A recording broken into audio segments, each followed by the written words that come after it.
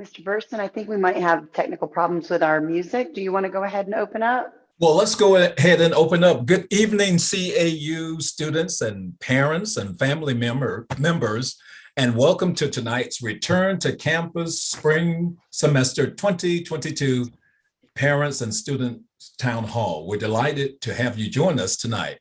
To get the program started, please welcome our moderator for the evening, CAU's Director of News and University Relations, Mrs. Jolene Butts Freeman. I called you University Relations, Mrs. Freeman, but it's Media Relations.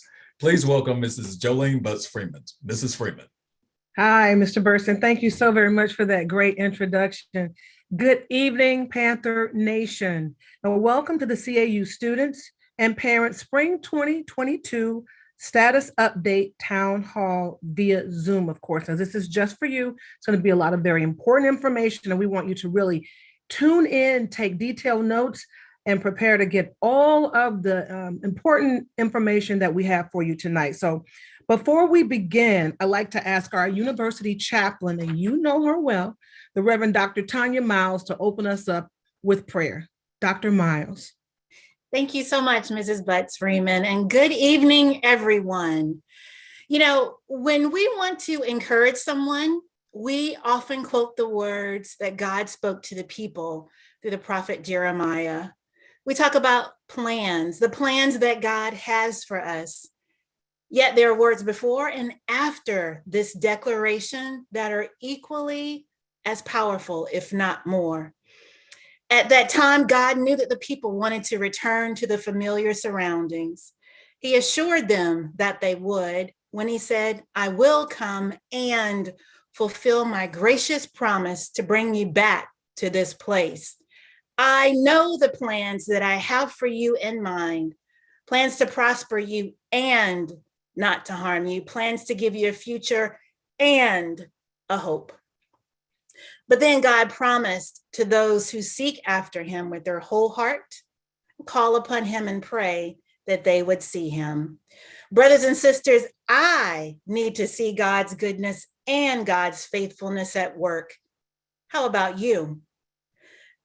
So as we begin this town hall, I invite you to pray with me to the one who is big enough and faithful enough to grant us all of the things that we have in our hearts and our minds to fulfill our promises and our hope. Let us pray. And so we acknowledge you in the midst of this day as a good God who can do anything but fail. We thank you for bringing us through the fall, and we declare that you as a faithful God will continue to work to see us through this spring. So we pray that you would have your way during this town hall and for each one of us as we look forward to returning to campus. Fill us with your strength and your hope and your love that we might encounter you in all that we think or do. It is in your holy, righteous, and most matchless name that we pray.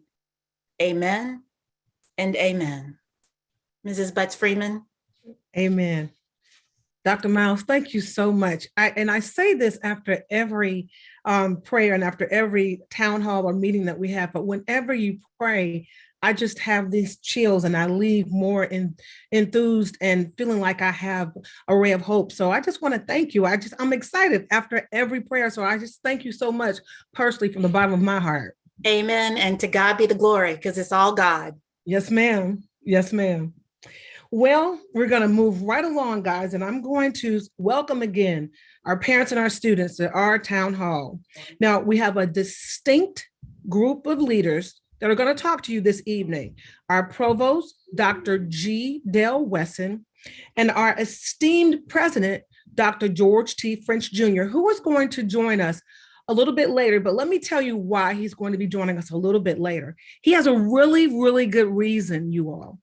So today, on the campus of Clark Atlanta University, we had two very special guests, none other than the President of the United States, Joe Biden, and the Vice President of the United States, Kamala Harris. So we can do a virtual clap there for that.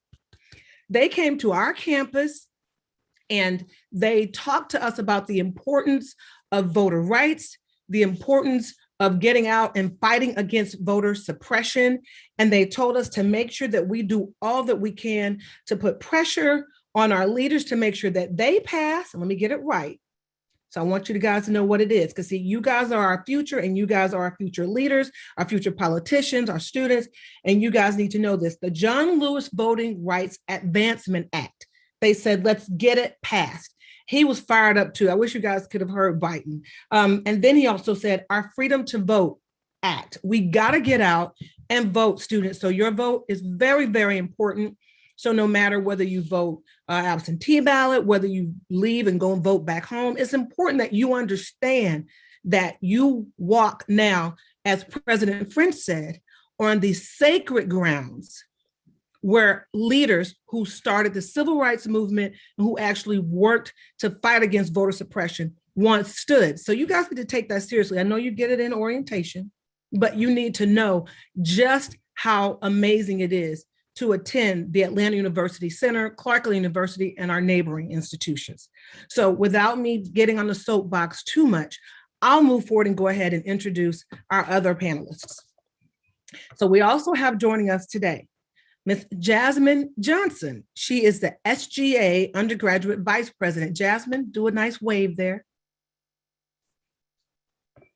Then we have Cameron Randall, who is the SGA Graduate President. Before I move forward, guess who was actually at the rally today? None other than our SGA Graduate President, Mr. Randall. So I'm going to ask you just to say a few words, Mr. Randall, about how you were feeling today when we actually had the rally, because it was just nostalgic. Auspicious. Thank you so much, Jolene. Sure. I'll start with saying, myself and then other student leaders, along with the SGA Graduate Vice President, Jasmine Johnson, she joined us on the stage. We had no idea that we would actually be sitting behind President Biden. If you guys can see me right there behind him. And I just know that when I was sitting up there and my Apple Watch just kept going off, just ringing, and people just sending me pictures and texting. But I will say it's a lot happening in our country. It's a lot happening in the state of Georgia. There's powers that be that are trying to stifle our vote. And I feel inspired. President Biden and Vice President Harris, they inspired us. It's legislation that's coming before Senate, and we have to act. And we have to force and really knock down doors and get our vote out. And so, this next coming up election that's coming up in the fall, we all just got to really rally together and do what we need to do. Exactly. So I'm hoping that all the students who are listening are excited by what Mr. Randall has said today, so you guys can mobilize and move and do what's necessary to make sure that your vote really counts. It's just that serious. All right. So we'll move on. Thank you so much, Mr. Randall. You're welcome. All right. We also have Dr. Michelle Nichols from Morehouse School of Medicine. Dr. Nichols. We have none other than Dr. Mary A. Hooper, the Associate Provost in Online Learning. Dr. Hooper. We have Mr. Eli Phillips, the Executive Vice President and Chief Operating Officer for Clark Atlanta University. We have Mrs. Sharice Y. Peters, the Vice President for Enrollment, Management, and Retention. She's a lady who lets you in, guys. We have to know her. Clem, the Interim Vice President of Student Affairs. Dr. Clem. We have Mrs. Cynthia Gomez, the Associate Vice President, Business Services. We have Mrs. Deborah Williams, the Associate Vice President and Chief of Police. She keeps us safe. And we have none other than Reverend Dr. Tanya Miles, who's also given us our prayer just a few moments ago. All right, so for our listeners and viewers who've joined this town hall via Zoom, please note the format for this evening's call will be a 2-hour discussion between our president, the provost, and the panelists. Now, the discussions will cover a wide range of topics related to COVID-19, the spring 2022 reopening of Clark Atlanta University. The audience have already pre-submitted. Okay, so we're clear. It's COVID-19, spring 2022 reopening of CAU, and then those questions that have already been submitted, okay? Now, at this time, I'd like to welcome to the call our provost to bring you greetings. Provost Wesson, you're up next. Thank you, Ms. Butts Freeman. Good evening, Clark Atlanta University students, family, and friends, and welcome to the spring 2020 opening town hall and information session via Zoom. I pray that you all had a very restful and safe holiday season, and I wish you a happy and most prosperous new year. Now, as we begin this new year, we're looking forward to a productive semester. And the purpose of this town hall is to clarify instructions and protocols for the upcoming spring semester. As you all know, this newest variant of the COVID virus has raised some very serious safety concerns. And we're taking this new variant virus seriously. And as will be reiterated throughout this information session, we're looking and making decisions based on the best and most up-to-date science. The purpose of this town hall is to clearly communicate those temporary changes that we've instituted for the upcoming spring 2022 semester. We're looking forward to a safe and productive spring semester. So let's move forward with our program. I will now ask two of our distinguished student leaders to bring greetings. First, we'll have our undergraduate SGA Vice President, Ms. Jasmine Johnson, and then immediately following, our graduate SGA President, Mr. Cameron Randall. Ms. Johnson. Thank you, Provost Wesson. Greetings, Panther family. It is great to see you all well and in spirits. I am Jasmine Johnson, a graduating senior computer science major from Brooklyn, New York. I serve as the 33rd Student Government Association Undergraduate Vice President. On behalf of the 33rd administration and the student body, we are excited to experience yet another semester with your assistance, teachings, and unparalleled experience. As we return back to campus to a wonderful school year, I look forward to surpassing your benchmark as we continue to sustain the momentum throughout this year. 2022 is a year of success and possibilities. I'm excited to work before and alongside many of you to continue providing a great collegiate experience for the generations to come. I would like to say a quick prayer as we move forward in this journey with one another. So if you all join me in bowing your heads. Father God, I ask that you keep your and bless over each and every individual in this meeting. I ask that you place a special level of protection during this pandemic. As we move forward in this meeting, Father, we ask for your guidance, wisdom, and support as we partake in this meeting. Help us engage in meaningful discussion, allow us to grow closer as a group, and nurture the bonds of the CAU community. Father God, we thank you for all that you do. Amen. Thank you. Next, we'll have Cameron. Thank you, Jolene and Provost Wesson. Greetings, Panther family. I am Cameron Randall, a doctoral student in the Higher Ed Leadership Program and your 33rd graduate SGA president. Over the holidays, I've had time to meditate and reflect on our accomplishments as an institution. We have made great strides, which have boosted our sustainability.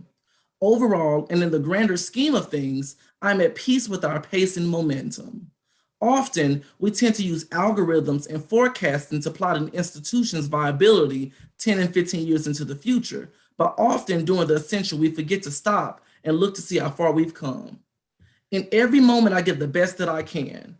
When I ran for office, I used the slogan, "Out from the gloomy past, improving graduate education," a verse from Lift Every Voice and Sing to uplift graduate students during the pandemic. I had no idea 2 years in that we would still be facing uncertainty. But one thing is for sure, I'm at peace with the pace of graduate education. Over the past 6 months, we've seen an influx of opportunities for graduate students, including teaching stipends, research scholarships and fellowships, upgraded graduate housing, increased graduate communications, and we're constantly looking for additional innovative ways of improving graduate education. I'm appreciative of the rich legacy of Atlanta University and the pioneers and giants whose shoulders we stand upon. In the words of Audre Lorde, when I dare to be powerful, to use my strength in the service of my vision, then it becomes less and less important whether I am afraid. Lastly, I stand firm in saying that because of President French and his administration, the Clark Atlanta University Graduate School is now moving in the right direction. Thank you. So before we move on, let me just give our students, undergraduate student and our graduate students, a round of applause. Listen, this explains why they have such high GPAs and why they're doing so well. I'm just going to embarrass Cameron for a second. This young man has a 4.0 GPA in graduate school, and that is not easy to do, and especially not at Clark Atlanta University. So just congratulations to you guys, and thank you so much for your words. It's very important that we hear from our students. So at this time, I want to thank you all for your remarks, and we're going to introduce to you one of the esteemed physicians from Morehouse School of Medicine. That is Dr. Michelle Nichols. Dr. Nichols is the Associate Dean for Clinical Affairs at Morehouse School of Medicine. She's the Medical Director for Morehouse Healthcare. Dr. Nichols is a strong advocate for increasing diversity and inclusion, decreasing health disparities, and advancing health equity. She's been working on the front lines of the fight against COVID-19, especially for communities of color.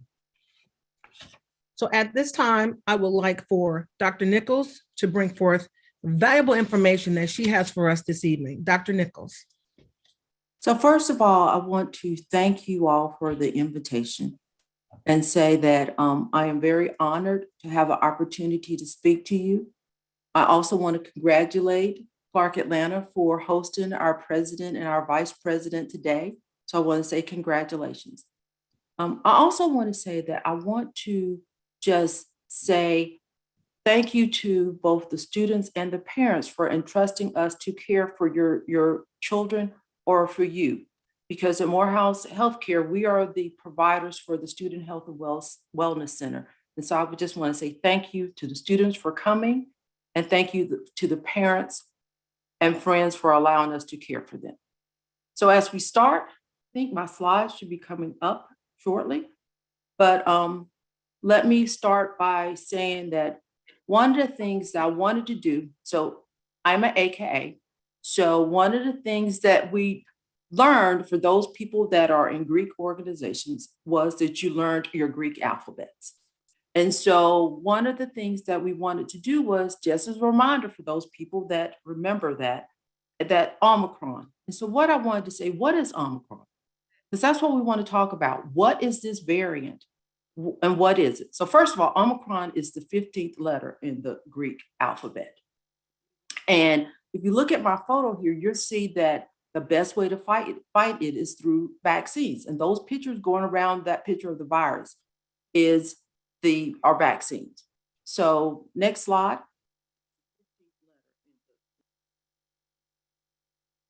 So what is the Omicron variant? So first of all, it is the most dominant variant that we've ever had. It is the most contagious variant that we have ever had. Those of us remember the first one was Alpha, since Alpha is the first letter of the Greek alphabet. Then we went through Beta and Gamma were not that bad, but all of us remember Delta. So the Delta variant was one of the ones that we thought was just the worst.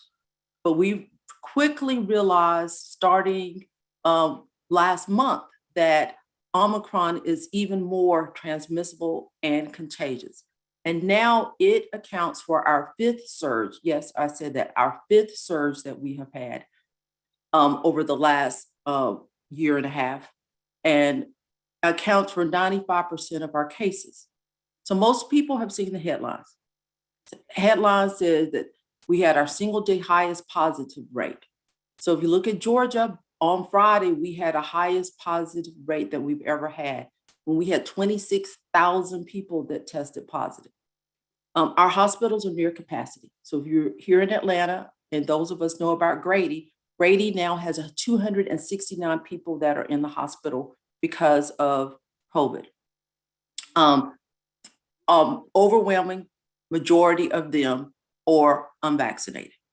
We've heard about workers out. We've heard about stores closing down. We've heard about schools being delayed. We've heard about nationally, we have 20 to 30% positivity among students and employees throughout the United States.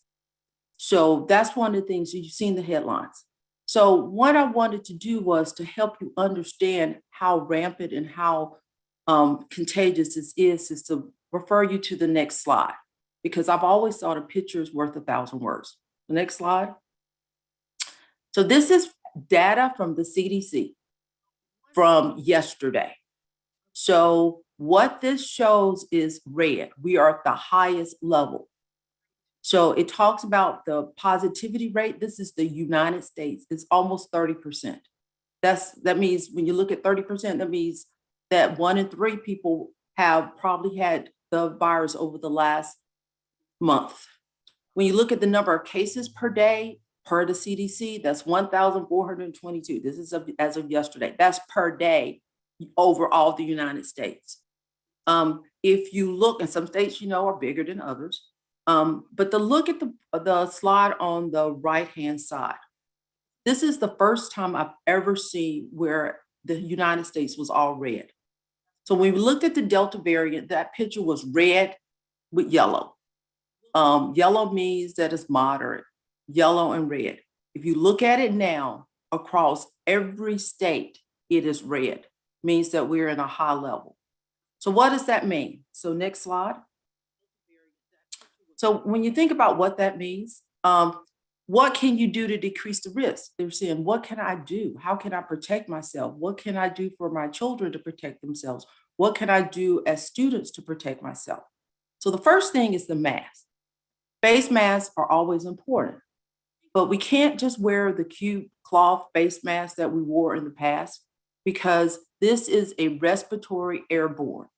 And so it is important to get tighter fitted masks, the ones that you can press so they can press down on your nose, and that N95s are for the medical professions. But you can get the KN95s, you can buy those anywhere. You can get them on Amazon, you can get them at various stores. The KN95s, you can get the KN94s. Those are another type. You can wear a surgical mask. But the best is to try to put on 2 masks. So what you can do is have a surgical mask and put a cloth mask over it. Or you can just put, if you don't have anything else but cloth masks, you can just put 2 on. Or you can put a filter in if you have one of the masks that you put a filter on. So an important thing is to wear a face mask. So there's 3 W's. I always tell people, watch your distance, wear a very good tight fitting mask correctly, not under your nose, not under your chin, not on top of your head, correctly, and to wash your hands and do hand sanitizer. One of the things that we have worked, because we have a person who works directly with Clark Atlanta, is that we have made sure that we have a playbook and that we've made sure that people know what to do. So the institution, Clark, is doing a wonderful job of making sure that everyone is safe. But the main thing that you can do is to get vaccinated. I know that that was a requirement, but now it's to get boosted. By that, I mean the booster. It is very, very important to get boosted, because unfortunately, this variant, because so many people were unvaccinated, caused a great spread. So Georgia only has a 52% vaccination rate. So that means you got 50-50 chance of running to someone out in the community who is not vaccinated. People who receive the booster is even less. So it's a requirement for you to upload your results for your booster. But there are options. If you haven't gotten your booster, CAU has Moderna vaccines in place.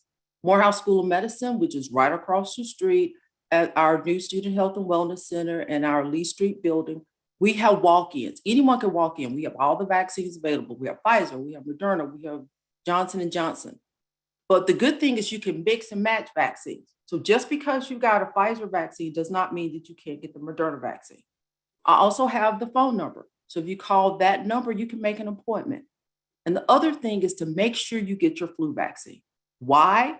Because flu season is upon us. So because flu season is upon us, people are getting both. We are finding in the hospitals, there's something called Flurona. Yes, it's a combination of flu and corona vaccine. So people are calling it Flurona. So we can have a twindemic. And flu season is up until the end of, going up until April. So you can get both. At our center, we can test you to see if you have COVID. We can do rapid tests on you for the coronavirus. We can do testing to see if you have the flu, or we can test you to see if you have strep. They all have very similar symptoms. So that's why I wanted to say. And next slide, this will be my last slide, is there's information available. So there's a playbook. They have a wonderful job. It's a link. It is on the AU Center website. It talks about what the guidance are, and that's the link right there. Also, you can call the Student Health Center. We have Nurse Practitioner Richards is there, and that's the phone number there. And we have a new Student Health and Wellness Center Medical Director, Dr. Kitty Carter-Wicker. Everyone affectionately calls her Dr. Kitty. And so Dr. Kitty takes care of my kids. Okay, so once my kids who are 19 and 22 got older, they didn't want to see a family doctor, a pediatrician anymore. So she takes care of my kids.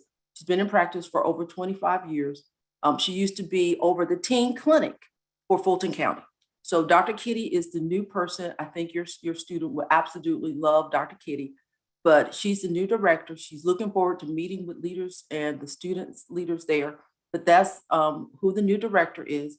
That is our phone number. Appointments are available. We're doing telehealth. We do in-person visit. We extended hours that go up until 8 o'clock at night. We're resuming those, and we're starting back Saturday clinic and extending our hours. So we are making sure that it's important that we are available. But most important, mental health is extremely important. We know that everyone is fatigued right now, that they're tired. This has been going on for 2 years. So it's important that they have a great counseling services at CAU. And also we have behavioral health services at our Student Health and Wellness Center to help supplement what you all have at CAU. So we have a psychologist there, plus we have a psychiatrist there. But mental health is very important, and make sure you take care of your mental health. And so that's it. We'll have questions later for when I'm sure that there's some questions, but I just want to give you a quick overview of what it is and what you could do to protect yourself when you all return back to campus. Thank you. Dr. Nichols, thank you. Thank you so very much. And everyone, we just put in the chat the number to the Student Health Center as well. It's 404-880-8322. Again, it's 404-880-8322. That's the CAU Student Health Center. And then if you did not get a chance to screenshot the information that Dr. Nichols had on the screen, we'll make sure that you can access that, and we'll have updates on our CAU website. So you know that's www.cau.edu. All right. So at this time, we're going to have Provost Wesson, who will present us with an update from Academic Affairs. Provost Wesson. Thank you again, Ms. Butts-Freeman. Scholars, tomorrow, Wednesday, January 12th, 2022, all classes will begin remotely. We will continue with remote instruction through January 29th. And the plan is to resume in-person, on-ground courses and normal campus activities on Monday, January 31st, 2022. Now, I want to emphasize two key points about this remote learning period. First of all, your instructors and campus leaders will be communicating with you via your CAU email. So it's critical that you are checking that email account frequently. Your instructors will be conducting class meetings via Zoom at the same time that were scheduled and designated by the university registrar. So please note that these times are Eastern Standard Time, or the time zone in Atlanta. As a CAU student, your investment in learning includes your active participation in remote class meetings. So keep in mind, active participation is more than just logging on to Zoom. You want to be actively involved in your education, communicating back and forth with your instructor. And second, you should understand that we do intend to return to campus for in-person, on-ground classroom teaching and learning, with, of course, the exception of courses that were already designated to be taught online. We will not be shifting courses from remote to online. When we return to campus, your remote courses will be taught on campus, and the online courses will, of course, be taught online, those that were originally designated to be taught online. However, the ones that were for remote, the temporary remote courses will come back and be taught on ground in person. Now, while this remote period is temporary, we do want this to be successful. So our online learning office has been working very diligently in creating new support services for camp so that you can be successful with Canvas. And so I'd like to introduce our Associate Provost, Dr. Mary Hooper, to outline these initiatives for online learning. Dr. Hooper. Thank you, Dr. Weston, and hello, students and parents. I'm delighted to be here tonight to share some updates of what we've been trying to strengthen for student support in the Office of Online Learning and Continuing Education. I know you all know Canvas, I know you know Zoom, but given the questions that were submitted, pre-submitted for this, I know there are still some questions about it. So I have a few slides that I would like to call Who You Gonna Call, right? You need to know who to call for what. So if our host will put those slides back up, I will work right through them. First of all, Dr. Wesson said you need to check your email, and he is right. You need to keep that email. You can call OITC at the number on there, and they will explain to you how to make it talk to your phone, whether it's a cell phone or an Android, iPhone or an Android or a Google phone. They can walk you through how to do that. Now, some of you may have been so fortunate to have received a new phone as a gift over the holidays. And if that new phone came with a new phone number, you may have trouble logging on to our MyCAU, where all of our applications are to be able to get onto Banner and all of that.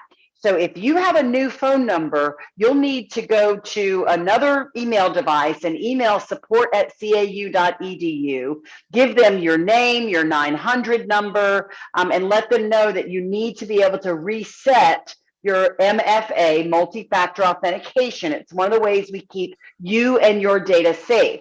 You'll need to reset that. So if you got a new phone and you're realizing you can't get on, that's the process.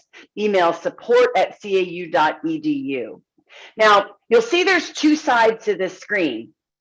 For login support, if you cannot access something, OITC has the answer. If you can access something, but you need help knowing what to do, or you're not seeing what you expected once you've accessed it, then you need technical support. So if you can't get into your CAU email or to Banner or to Canvas or to Teams or any other application on the MyCAU portal, then you need to contact OITC. The best way to do that is to either call that phone number and give them an email address to send you a ticket so you can monitor and ask for help if for some reason the ticket doesn't get solved in a timely fashion, or you can email directly support@CAU, and whatever email you send it from, you'll get a ticket number. That ticket number is important. Sometimes students will call our office and say, well, I've put in a ticket and I don't know anything. If they send us that ticket number, we can help them diagnose where they're going. So that login support is really critical. On the other side of the screen, we've made some huge investments to be sure that every student has 24/7 access to support for both Canvas and Zoom. Hopefully you're not having to Zoom in the middle of the night, but we do want to make sure that when you are working at 1 or 2 in the morning and us old folks are at home asleep, you can still get support. So I want everybody to take a picture of your screen right now. I'm going to pause, pick up that cell phone, take a picture of that screen, because these are numbers that you need to have in your cell phone. We tell our faculty, as well as students that call the office for online help, to take that 800 number and put it in your cell phone contacts and save it. They can help you navigate through all types of things in Canvas. For Zoom, if you're having trouble navigating in Zoom when you're on your Zoom classes, there's an 800 number there. Push in extension 2, and that gets you to a higher tier of support that we've made an investment in.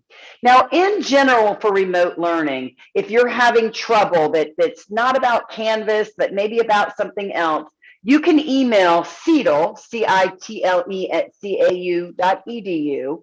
And we have a team that includes 2 instructional designers and an online teaching and learning specialist. And they will respond to you. They may ask for a phone number. Anytime you email people and ask for help, give them a phone number and a good time to reach for them. That's the best way to get support. Now, I thought it might be interesting to have some slides that say, well, what if this happens? What do I do? So on my next slide, I have, what do I do if I can't log into Canvas? My first line of defense is to make sure that I'm trying to access Canvas through the MyCAU app. Now, on the home page of our webpage, on the home page of our website, rather, let me grab my little pencil here. Down at the bottom of the homepage of the website is this MyCAU. Don't go to this Canvas. That's for external folks. You go to MyCAU because you belong to CAU. You are part of the CAU family. When you are trying to access Canvas, you will have the best luck going through the MyCAU apps. Again, that's where you need that multi-factor authentication where it calls you or sends you a notification. So if you have a new cell phone number, who are you going to call? Oitc, let them know you need to reset your multi-factor authentication, your security settings. All right, next slide. This next slide is a little bit more complicated. I've tried to do a screenshot from Canvas. Hopefully that looks familiar to our students. It might not be as familiar to our parents. But what do you do if you can't see your courses in Canvas? Like you've gotten into Canvas, you're in, and you're like, where are my courses? School starts tomorrow. Where are my courses? First of all, you need to confirm your enrollment in Bannerweb. Mrs. Peters is going to talk about confirming enrollment later in the program tonight. But you need to confirm that you're enrolled in those classes in Bannerweb. And then on Canvas, hey, there is our president who welcomed the United States president to campus today. Dr. French, I'm going to finish this, and we're so excited to see you. Thank you. Take your time. Take your time, Dr. Hooper. I'm enjoying just being back in the midst. Thank you. Okay, great. So once you've confirmed that you are enrolled in those courses, you want to go into Canvas, and on the left-hand side of the screen, you click on that dashboard view, and you should see all the courses you're registered for. Now, if you're looking for a course that you took last semester, go below the dashboard to the book, and you'll be able to find your previously completed courses. Now, let's say you go to the dashboard, friends, and you see the course, but you can't access it. That might mean that it's not quite published yet. So you need to contact your professor. Now, sometimes you might contact your professor, and for whatever reason, you don't get a response as quickly as you need it. If you don't hear back from your professor, contact the department chair or the dean. We are all invested in your success and want to make sure that you have your course access in Canvas. So I have one more slide that I think is some really good advice for everybody. And that is this. This is my dear friend, Dr. Charmaine Patterson, who is a history professor, and her best advice for success is to read your syllabus. Read the whole syllabus. Particularly during remote teaching and learning, we've asked the instructors to put their expectations for remote engagement on their syllabus.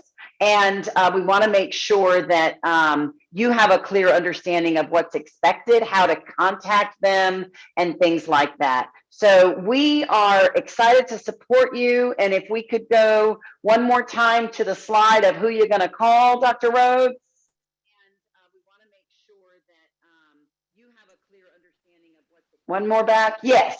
Remember, take a picture of that slide, and then you will be able to know who to call for what.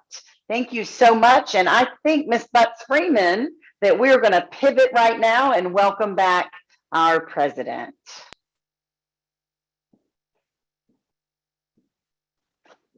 I think that's what we're going to do. We are, Dr. Hooper, actually, we're going to move forward with a little more information, but I'm trying to start my camera back and it's saying unable to start video.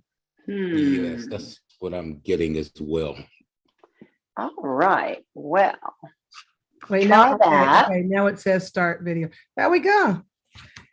See, this is what we have at Clark Atlanta University. We have experts in technology. Thank you so very much, Dr. Hooper and Dr. Rhodes. I wasn't worried. So here's what we're going to do now. Dr. Wesson and Dr. Hooper, thank you guys so very much. Now that we've heard a bit about how our students can be successful with remote learning, let's talk about what we'll need to do before we come back to campus later this month. And I know that's what everybody really wants to hear. All right, so I'd like to welcome Mr. Eli Phillips, our Executive Vice President and Chief Operating Officer, to share details about testing procedures that will be implemented before we resume on-campus operations, okay? So we'll move forward with Mr. Phillips. Are you there? I am here. Can you hear me? Yes, sir. Thank you, Jolene. Thank you. It is a pleasure to be here. I want to begin by saying good evening to our students, scholars, and the parents. I'm delighted to be here this evening as we start the spring semester. I want to share with you the COVID protocols that CAU and other schools in the AUC will follow during the spring semester. You know, Dr. Nichols is one of my favorite physicians, and I was so delighted when she agreed to join us tonight. And as she shared with you earlier, this new variant is highly contagious, highly transmittable, and quite frankly, it's responsible for 95% of the current cases. So that's why when you hear in a few minutes the protocols we put in place, it's recognizing the severity of this virus, and we want to keep our campus community safe. But before I talk about the spring semester, let's take a quick look back to the fall semester. Next slide, please. By all measures, both within the state, locally, as well as nationally, the university, as well as other schools in the AUC, did very well in controlling the spread of the virus, thanks to all the efforts of students, faculty, and staff who were on campus throughout the fall semester. To just point out a few highlights, testing, which you're going to hear a lot about. We believe in testing. We believe it is one of the best surveillances that anyone can do and that we do very well. We took about 28,000 tests throughout the semester.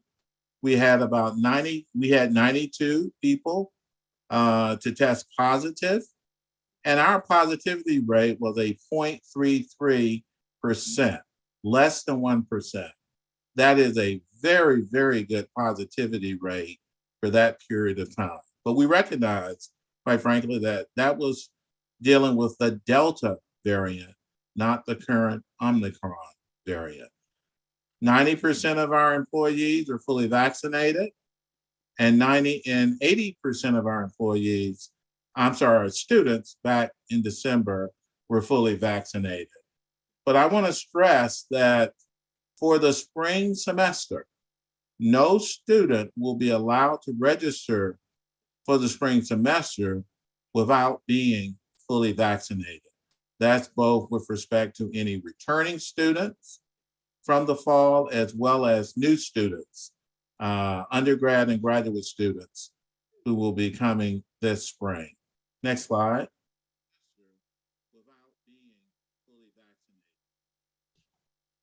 So let's really get into the spring semester COVID safety protocols. We are requiring pre-arrival PCR testing before you return. And in a moment, I'll get in more details about that. And that's before you get back on campus, I want to stress. But when you initially arrive back on campus, everyone, students, faculty, and staff, will be given a rapid antigen test before they're actually able to go to their dorms or go to their classes or go to their offices. And I just want to stress all of these protocols pertain to all students, faculty, and employees. Everything students do, the employees at Clark Atlanta and at the other AUC schools do the same thing. As Dr. Rose said, we are requiring booster shots. And if you are eligible now for a booster shot, you should have that shot and provide information relative to confirm you've had the shot before Sunday, February the 6th. Now, if you attended in the fall and you received a religious or medical exemption, you will not have to have the booster shot. But I want to also say, if you've had a change of mind and you now want to be vaccinated, by all means, we welcome you complying and getting a vaccination. As Dr. Nichols said, boosters, and I want to emphasize vaccinations as well, can be obtained both at Morehouse School of Medicine and at Clark Atlanta University.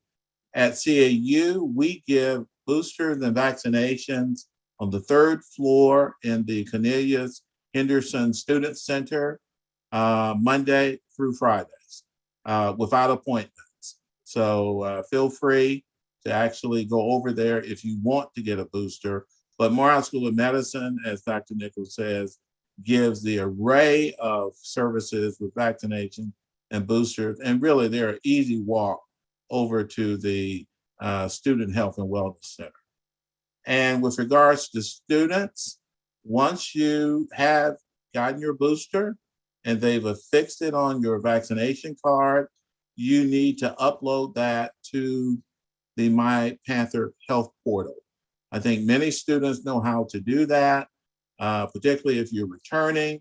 And I believe that if you have any questions, if you are a new student in the semester, I would recommend you contact the Student Affairs Department, and they can clearly show you how to do it. It's fairly easy to do. I won't go into a whole lot more about face masks, but we are requiring, because Dr. Nichols covered it very well, but it is a requirement that you wear face masks when you're outside as well as inside buildings on campus. And as Dr. Nichols noted, please wear it the right way, and that is covering your nose and your mouth at the same time. And then with regards to, we're also continuing with weekly PCR and rapid antigen tests throughout the semester, and we will be utilizing Davitt Auditorium, and more information about that will be forthcoming when you get back on campus. And we will continue to discourage large group gatherings. We think that that is a major reason why this virus is spreading, because people are beginning to congregate in very close quarters with a whole lot of people, and the virus is just infecting a lot of folks.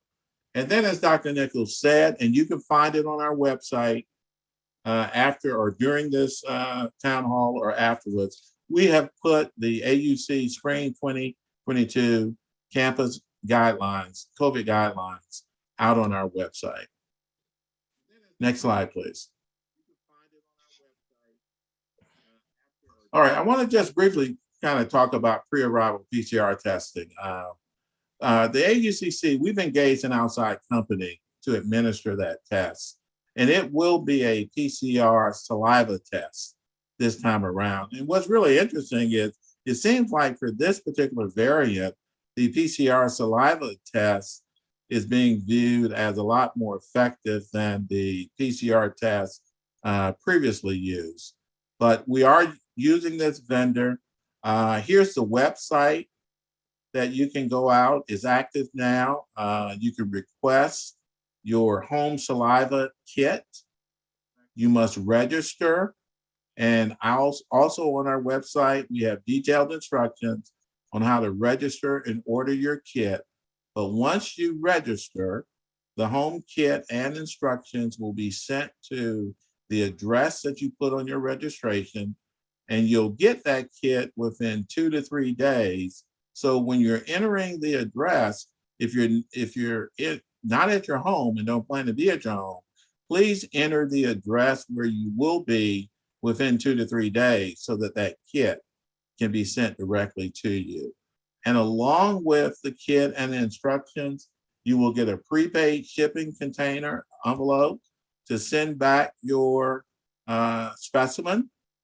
And also within the instructions, I can just tell you now, because I've got my kit, I got my kit today, just so you know it, you will actually have the ability to Zoom in, talk with a nurse at the company, and they can actually walk you through how to do your specimen, how to put it into the tube, how to close it up, and how to return it. I will do mine a little bit later after this Zoom call. And then you should, what we're asking people to do is do not send in your specimen or your kit before 5 days before you expect to return to campus. So if you're returning to campus, I would say 5 days before you plan to come, please go ahead and send back your kit. That will therefore mean that your test results will be somewhere given to you before you return. That will ensure you will get your test results before you return to campus.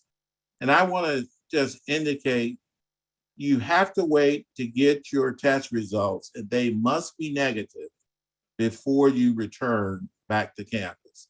I just want to stress that. And lastly, the student affairs area will be monitoring test results every day, so they'll know the status of which students, which human resources will monitor for employees. So we'll keep up with who has actually tested and what their results were. And then lastly, the next slide, testing is important, but keeping our facilities, go back one please, but keeping our facilities clean, sanitized, and disinfected is very much a key responsibility to combating the spread of the virus. So we started back in the spring of 2020, and we've continued through the fall of 2021. And I want to assure you that we're going to do the same thing in the spring semester of 2022. All our offices, classrooms, rest halls will continue each day to be cleaned and disinfected on a regular basis throughout the semester. Face masks, stocks of face masks, hand sanitizer, cleaning wipes will be at stations, throughout buildings, and in the case of classrooms, we will also have little small bottles in classrooms of hand sanitizer for you to use. So if you forget your mask when you come on campus and you enter the gates, first of all, the public safety will have available masks for you. So please, if you don't have one, get it from them. But should something happen to your mask, after that point in time, within buildings, you will be able to find a supply of masks, and feel free to get a mask so you can keep yourself safe. Air filtration systems, very important to cleaning the air.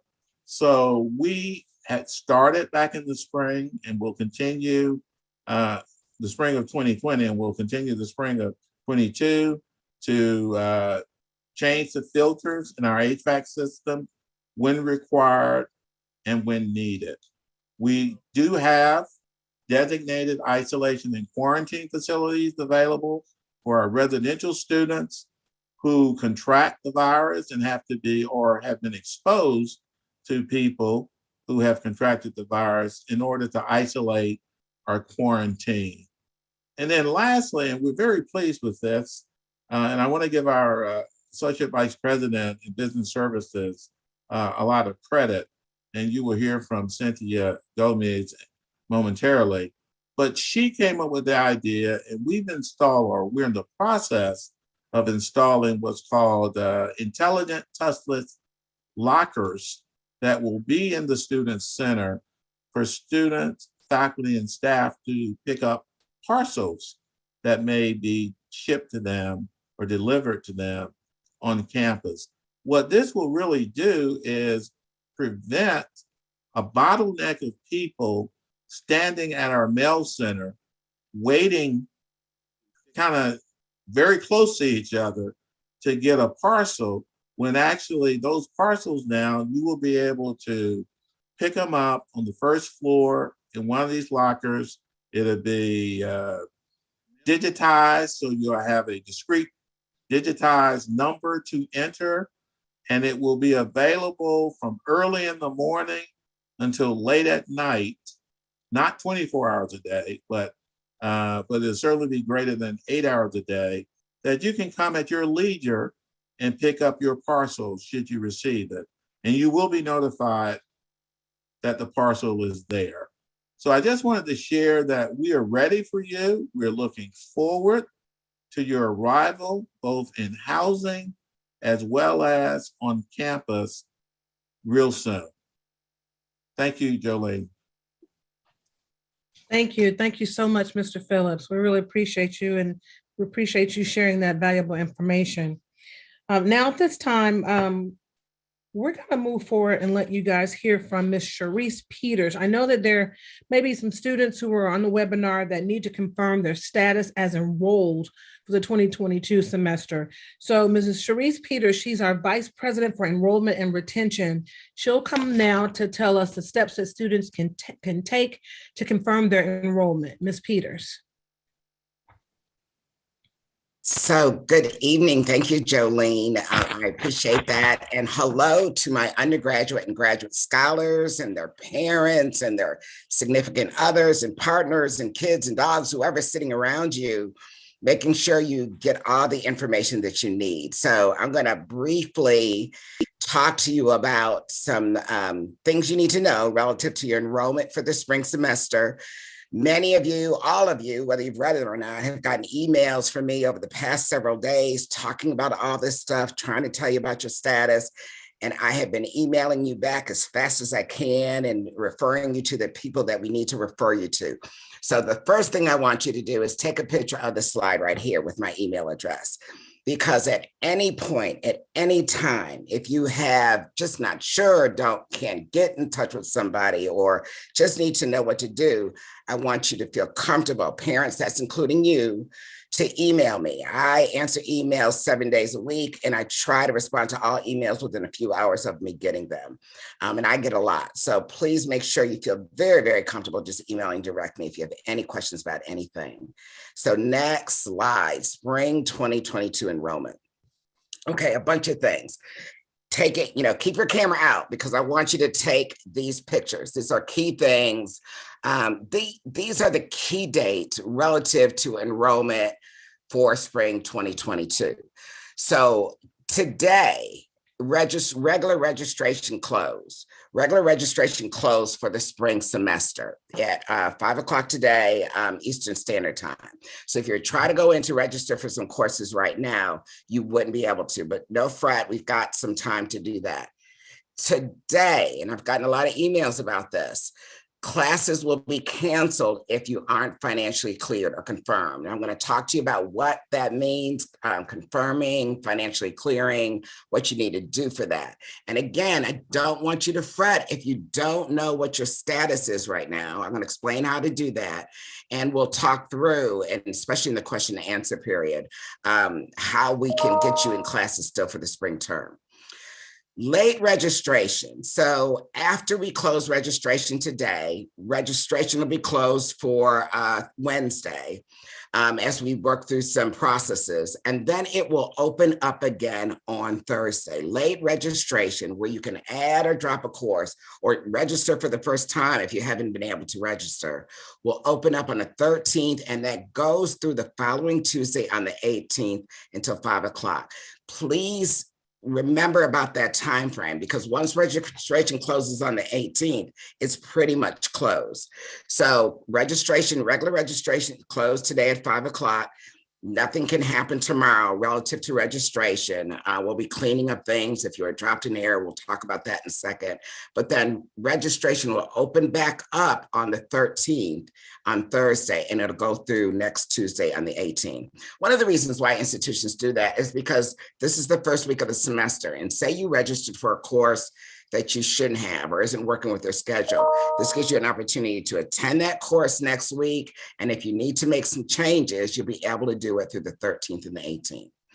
Now, final cancellation of classes, which basically means that you're purged or dropped or canceled from your classes if you don't have the funding on the system to pay for those classes, okay? So after late registration on the 18th, the first final cancellation of classes was today. That purge hasn't happened. We're going to be working through a bunch of student lists over the next 24 hours. And if you have some concern between now and tomorrow, I want you to email me so we can make sure we take care of that. So once we open registration back up on the 13th through the 18th, the last final registration, the last day of add drop, is when we will close registration for the semester. So there won't be any more registration for the semester. And we will do that final fee cancellation. So we'll be looking to see, do you have enough funding to pay for your tuition and fees? Now, after registration closes, after add drop, then we get into the withdrawal period, and anything after the 18th, so the 19th forward, if you want to remove yourself from a class, you'll be getting a W grade, okay? And so I want folks to understand that W grades don't impact your GPA, but too many of them could impact your academic standing. Now, the withdrawal period where you can get a W grade goes from the 19th to the 28th. Again, from the 19th to the 28th, you can't drop your courses. You can't get money back from your courses or fees. You can just withdraw from the courses. And if there's any refund, it'll depend on when you did or how many courses you withdrew from that. And then finally, what's really important, and Provost Weston talked about this a little bit earlier, you have to engage in your class. And that means much more than just turning on the Zoom and being there. Whatever it is your instructors need you to do, it may be taking a quiz the first day. It may be going in and reading an assignment. You know, it's engaging. Whatever it is the instructor tells you to do to engage in the class. And to go back to what Dr. Hooper mentioned, look at your syllabus, see what it is that you're required to do that first day, that first week in class. All faculty, and this is Title IV requirements, a federal requirement, are required to tell us on Monday the 24th whether you've engaged in your class or not. And if they feel that you have not engaged, they haven't seen you, they don't know you, you haven't turned in anything, you haven't come to a class, you haven't talked when you were in a class, engaged in the class, then you could be dropped from that course for non-attendance. So we want to make sure that doesn't happen. And you want to make sure your instructor, your faculty member knows you're there. So don't just sit in your Zoom classroom session and, just be quiet, say, I don't need to engage. They need to know you're there. They need to know you're engaged. And if you don't make your presence known in your classroom with your instructor, then you could be dropped for attendance verification, which is very, very serious. And it's a federal requirement that they check it. And once that happens, there's no pulling you back in. So again, when you go to class starting tomorrow, you make sure your professor knows you're there. You make sure you turn in that first assignment. You make sure you engage in Canvas or whatever it is that they need you to do.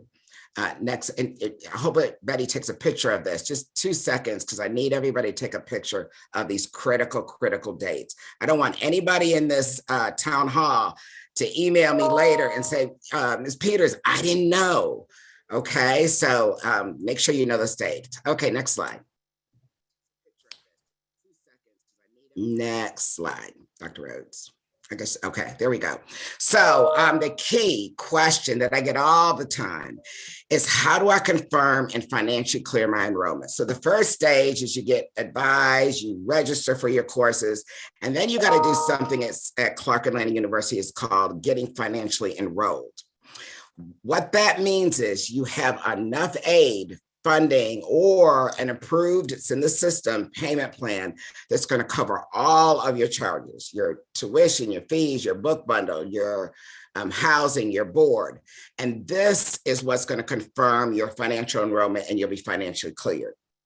So the first day for that is today. So we're looking at our records right now to see what charges students have and to see if they've got the appropriate funding on their account to cover it. That's what we're doing today, and we'll be doing that through the night and through tomorrow.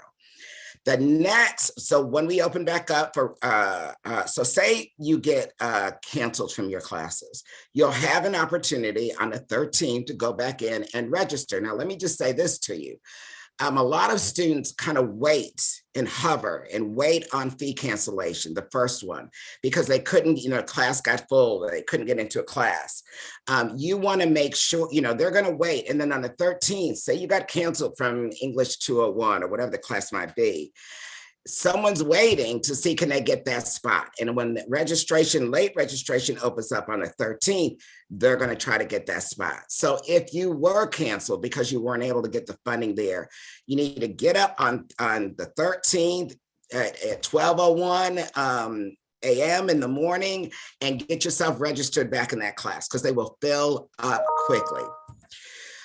2, to get financially cleared. If you are expecting funding, and I know for some of our new students, we're still moving through some of that phase, a scholarship or loans, and you do not see it on your account, I want you to reach out immediately to James Stotts in financial aid. That's the email, and let him know, I don't see the funding there that I expect. I don't see the scholarship there that I expect. Let him know so we can immediately determine what needs to happen. Get it there, get it posted, get it to your account. Graduate students, and this again is a federal requirement, and a lot of times graduate students miss this. In fact, I was looking at the fee cancellation list right before I came today, and there were quite a few graduate students, because they're in the thesis or dissertation stage, aren't at full-time hours, which is 9 hours for a graduate student. It's 12 hours for an undergraduate student, it's 9 hours for a graduate student. That's okay, you can get your funding, but you have to complete what's called a certification of full-time status, a thesis or dissertation form. This form can be found on the registrar website. If you go to the registrar website, look at on the right rail, you'll see forms, click, you'll see this form. You can fill this form out on the internet, submit it on the internet, it's fillable.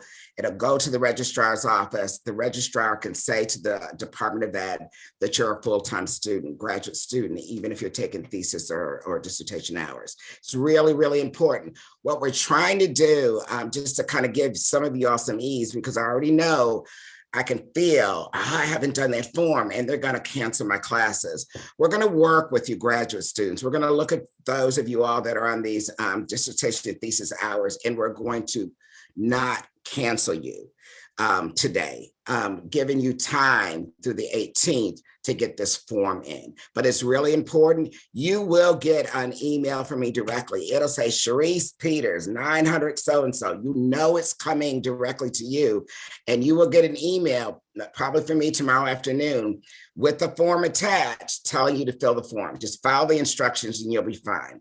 Okay. And then if you're an undergraduate student, in the past, the way our process worked, if you were registered less than 9 hours, your aid, even though it was there and could pay your tuition, it wouldn't roll over. So we made a decision this afternoon, just looking at the numbers. If you're an undergraduate student taking less than 12 hours, and if you are not a senior getting ready to graduate and just need certain hours, you should take at least 12 hours as an undergraduate student. It's actually 15 to finish in 4. So you really want to take 15 in the fall, 15 in the spring, and 30 credit hours each academic year to graduate in 4 years. That's really what you want to do.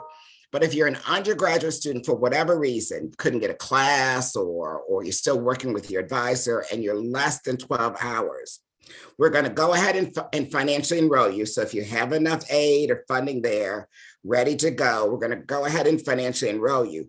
But if after talking to your advisor, after tomorrow and on the 13th, you decide, I need to take another course, I want to add another course, they'll require you, and we'll work with you. We won't just send you out the door and say, go figure it out.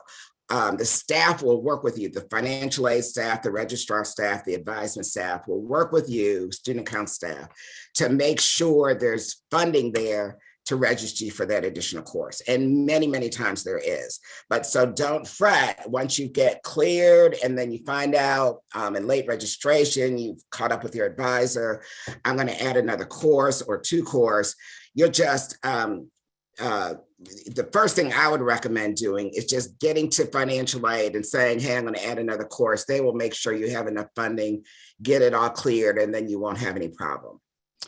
Next slide. Okay, so to confirm your enrollment, how to do it, take a quick picture of this. It's not that difficult. You want to log into Banner. You're going to go into the secure area of Banner. You're going to put in your ID, your user ID and your PIN, and then you're going to go to Student Services and Financial Aid, Student Records, and then you're going to see a click that says confirm your enrollment status. And if you're financially enrolled and cleared, you're going to get a message that says, congratulations, you are enrolled. If you're not financially enrolled and cleared, you're going to get a message that says, currently you are not enrolled.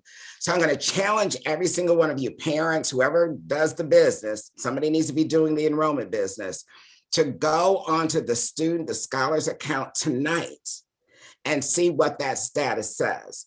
And if that status says you're currently not enrolled and you're not, for instance, a full cash student, you don't understand what that might be or why that is, I want you to email me or I'm going to give you the contact information on the next slide tonight so we can work on the issue tomorrow. So the next slide. So these are our contacts. So here at the top is me. That's my email address. I've been in higher ed for 42 years. And one thing I have never, ever, ever minded doing is giving out my contact information to parents, to students, and it's in the chat. It's in the chat. To parents, to students, to whomever needs assistance relative to enrollment. My job as a vice president for enrollment and management and retention is basically to make sure you have a seamless, and that's not always easy, seamless enrollment experience as possible. What we really want you to do when you come to Clark Atlanta University is to be taught, and the teachers to teach and for you to learn. Those are the 2 most important things that happen on our campus. And everything else we do in our enrollment and service divisions to be in support of that. Graduate admissions, I know for graduate admissions, we kind of manage it like a one-stop shop. So if you're a graduate student and you have any question at all, you can go directly to Sarah Hall and she will connect you to whatever department you need to be connected to. For undergraduate admissions, if there are any issues there, say you've got a high school transcript hold or you're just trying to figure out what is going on from that respect, we've got Ms. Cheryl Pollard, who is the director of undergraduate admissions. Her email is there. And thank you, Ms. Jolene. She's putting it in the chat. Financial aid, scholarships. James Stotts is our assistant vice president for financial services. That's his email. What he will do, and I called everybody today. I said, I'm going to put your email out here on blast, and they're going to share it. Maybe it'll be on Instagram or Facebook or something. I want to make sure you're ready. to receive the email and get it to whoever can help the student with this particular issue. So for financial aid, it's James Stotts, that's his email.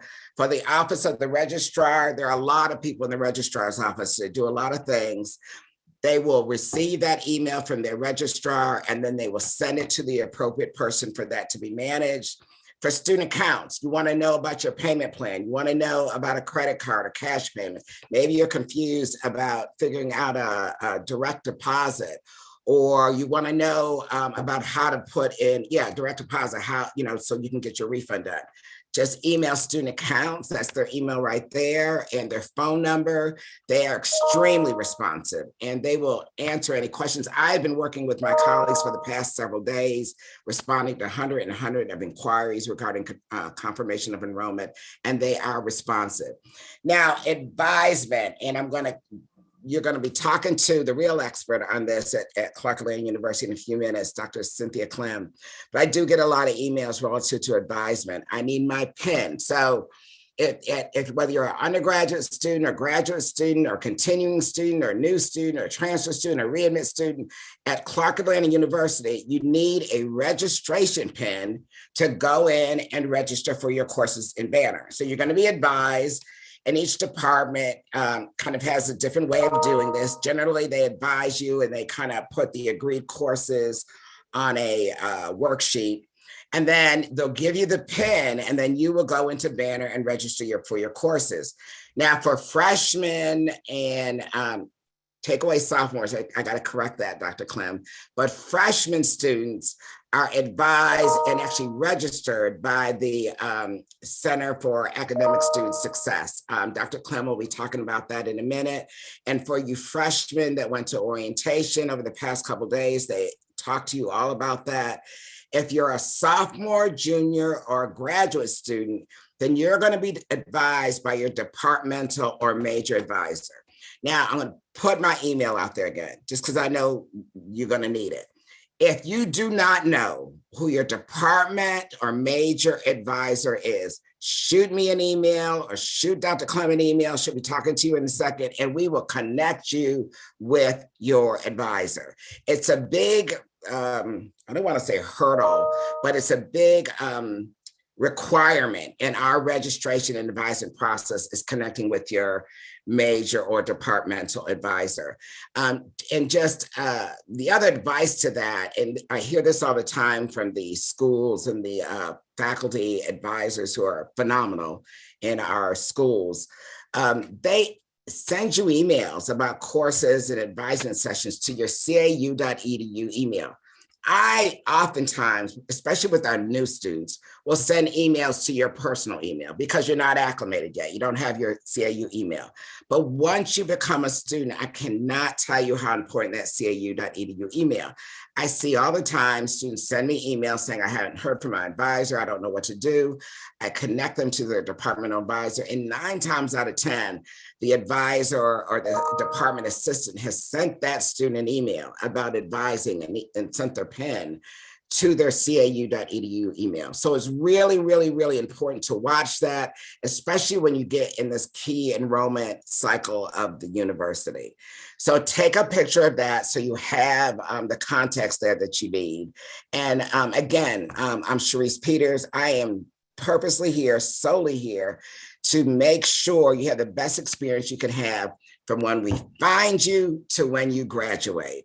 So please don't hesitate to reach out to me if you have any questions or concerns at all. And I know I'm going to answer some questions a little later that students have already submitted. So thank you, Jolene. Oh, thank you, Ms. Peters. That is key information that the students need to know, and the parents definitely, to help them out for those that need the assistance. So thank you so very much. We needed to be thorough there. All right, so at this time, let's take some time to hear about what your return to campus at the end of the month will look like. And so that means we're going to talk to Dr. Cynthia Gomez, our interim vice president for student affairs, and she's going to discuss the processes related to moving into the residence halls, okay? So Dr. Gomez, your turn. Thank you. Good evening and Happy New Year to our undergraduate and graduate scholars and families. We are all looking forward to welcoming students back to campus. This week, I will sorely miss walking on campus before 8 a.m. classes and encouraging students to hurry along to make certain that they're on time. I love looking out of my window facing the promenade as I watch students and faculty members going to class each day. And when the time is appropriate, we look forward to campus activities resuming in person. Meanwhile, our awesome and talented student affairs team is planning remote programming to engage our students, and programming that will also include our phenomenal student leaders in SGA, class councils, Greek life, chartered campus organizations, and more. So again, we look forward to the opportunity to engage with you all over the course of the semester to round out what Ms. Peters just mentioned with reference to registration. Again, I want to focus on our first year students who entered fall of 2021. Your schedules have been created by your retention and graduation specialist in the Center for Academic and Student Success for our new transfer students coming in spring of 22 and our first year students coming in spring of 22. Once your vaccination information has been uploaded in the student health portal, and once you are financially enrolled, the CAS team will also register our first semester freshmen and our transfer students. So again, we look forward to assisting and supporting you in that regard.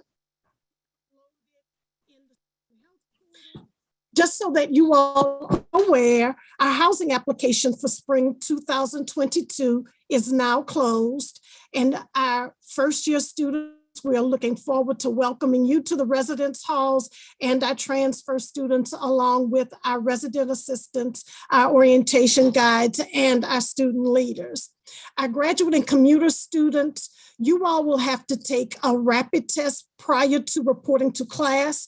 There will be some additional information provided to you all with specifics about what that is going to look like after you all have completed the PCR that Mr. Phillips mentioned earlier today. We will generate a testing schedule according to Alpha Cluster for our students who are not residential students, including our graduate students. And for our graduate students, we are working with the company so that we are able to also test you all as you are coming to class, most of you in the evening for classes at 4:30 and 7:05. Starting January 31st, our students, our faculty, and our staff will begin a mandatory weekly cadence for testing.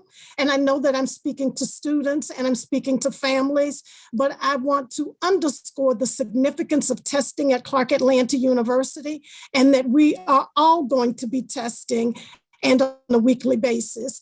Students, we will be monitoring you all on a weekly basis to ensure that you are testing at your assigned and appropriate time. For our students living in the residence halls, you all will be assigned a particular day to test. And during the time that the testing area is open, you all are expected to test. We will again monitor whether or not you're testing, and you can anticipate that you will get a call if you are not following procedures. Please also know that not testing could also impact your engagement on the campus as well.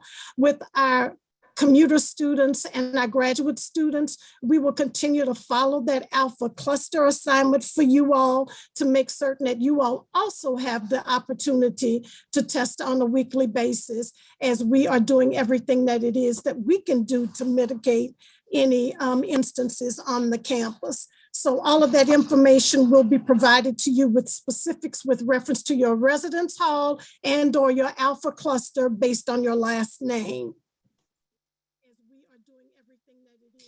Mr. Phillips went into great detail about our PCR testing that will be required of every student, residential, commuter, and graduate. We will all be required prior to arriving on the campus to take a PCR. Students who are living on campus in terms of our move-in protocols, you all will receive an email from Mr. Carter with reference to scheduling your appointment to return to campus, to move in on campus by way of the StarRes portal. That information is forthcoming. We are asking all residential scholars to please arrive 1 hour before your appointment in StarRes so that you may also take a rapid test. Please, scholars who live on campus, do not report to your residence hall. You should report directly to testing either in Davidge Auditorium or in the multipurpose room. Again, those assignments will be made based on the residence hall that you will be residing in for the fall semester. Students who receive a negative result of that rapid test will be directed by the residence life team and the student affairs team to their assigned residence hall to check in. Students who test positive at that point in time will be directed accordingly to isolate and to quarantine. As we are preparing for your and anticipating your return to campus this semester, our campus facilities team is hard at work conducting indoor air quality assessments. Some of you submitted work orders last semester complaining about some issues and some concerns that you have. During this time, the facilities team is addressing that. Some of you asked questions about the mattress replacement program. That is also in progress. Please know we did have students who left prior to the Thanksgiving holiday. You left all of your beds beautifully made up with pillows, bed ruffles and such. We had the RAs to actually remove your bedding so that when facilities came in to replace your mattress, we did not do any harm to your bedding. So please know that we have packaged and secured your bedding so that your mattress could be replaced. During the checkout process, for the fall semester, we also, the RAs checked out each individual student as you were preparing to go home for the Christmas holiday. We collected information from students with reference to any kind of facilities related challenges you may have had in your room. And then the community directors also walked around your rooms and the common spaces. And then we had, we generated a list of work orders. The team actually did an Excel spreadsheet with those work orders. We uploaded those into Aware to make certain that the facilities team would be addressing all of those areas of concern that you had this semester so that we could address those. And then on December 20th, we walked with Dean McKinney, the residence life team, Dean Hemmett, walked around with the facilities team, and we actually captured all of that information so that we could share it with the facilities team to make certain that the routine maintenance in the common areas would be taken care of. Our pest control is continuing, replacing light bulbs, replacing filters. All of those things are going on now in preparation for your return. And we're actually just about finished with most of those items. Some students have asked questions about lost keys. If you've lost your keys to your residential facility, please know that you will need to contact Residence Life and specifically Ms. Rollins Kent so that we are able to put in a work request. There will be a charge added to your student account, and we're going to ask that you all submit to us and let us know in advance of your arrival if you in fact need to have another key cut for your residential facility. So we would like to remind students to plan to be safe, plan to be healthy, plan to be vaccinated, plan to be boosted. Pastor Dr. Miles opened up with Jeremiah 29:11 and talked about the plans that God has to prosper us, plans to give us a future and to give us a hope. Come on, Panther Nation, let's plan to be safe. This semester, we're going to mask up.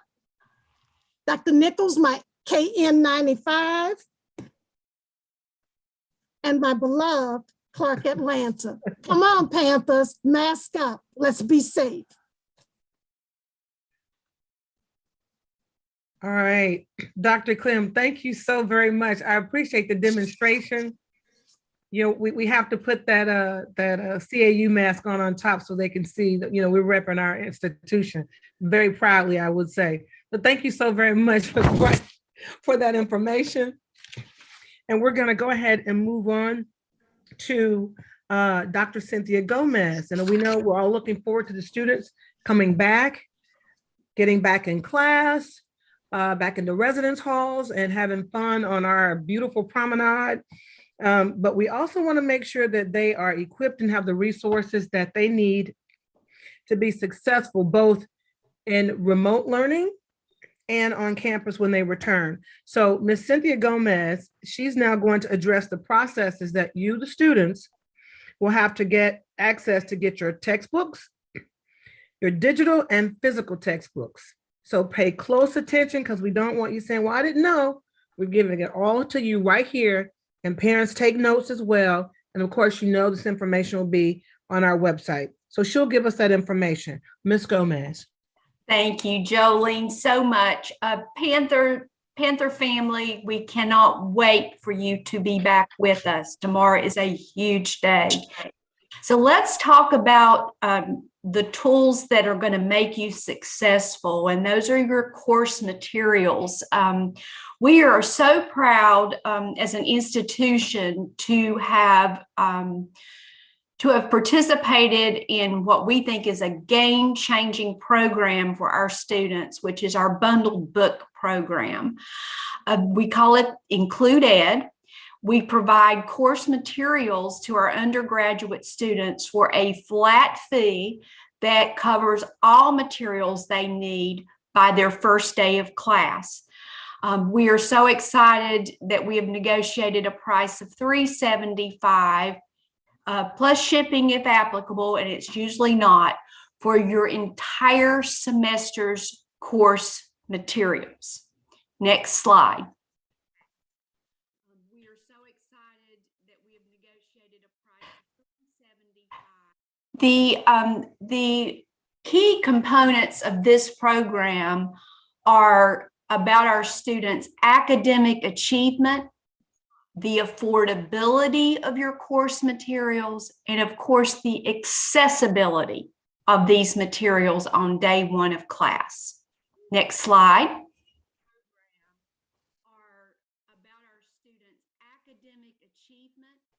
So this is an example of what the bundled book program does for our scholars. A typical freshman, this is a typical lineup of courses that a freshman would take in a semester. The average cost of those course materials would be very close to $800 per semester versus the Include Ed program that we participate in, where you get all your course materials for $375. Okay, next slide. So we want to make sure that you know you do not need to purchase your materials separately. Your course materials are automatically ordered for you based upon your class registration. So who is eligible for the book bundle program? All new undergraduate students, including freshmen, our readmits, and all transfer students taking 12 or more credit hours. The fee will remain in effect for the duration of the new and continuing students throughout their matriculation at Clark Atlanta University. Here is a key thing. You must be financially enrolled, as Vice President Peters went through in great detail, in order to start receiving your course materials. Next slide.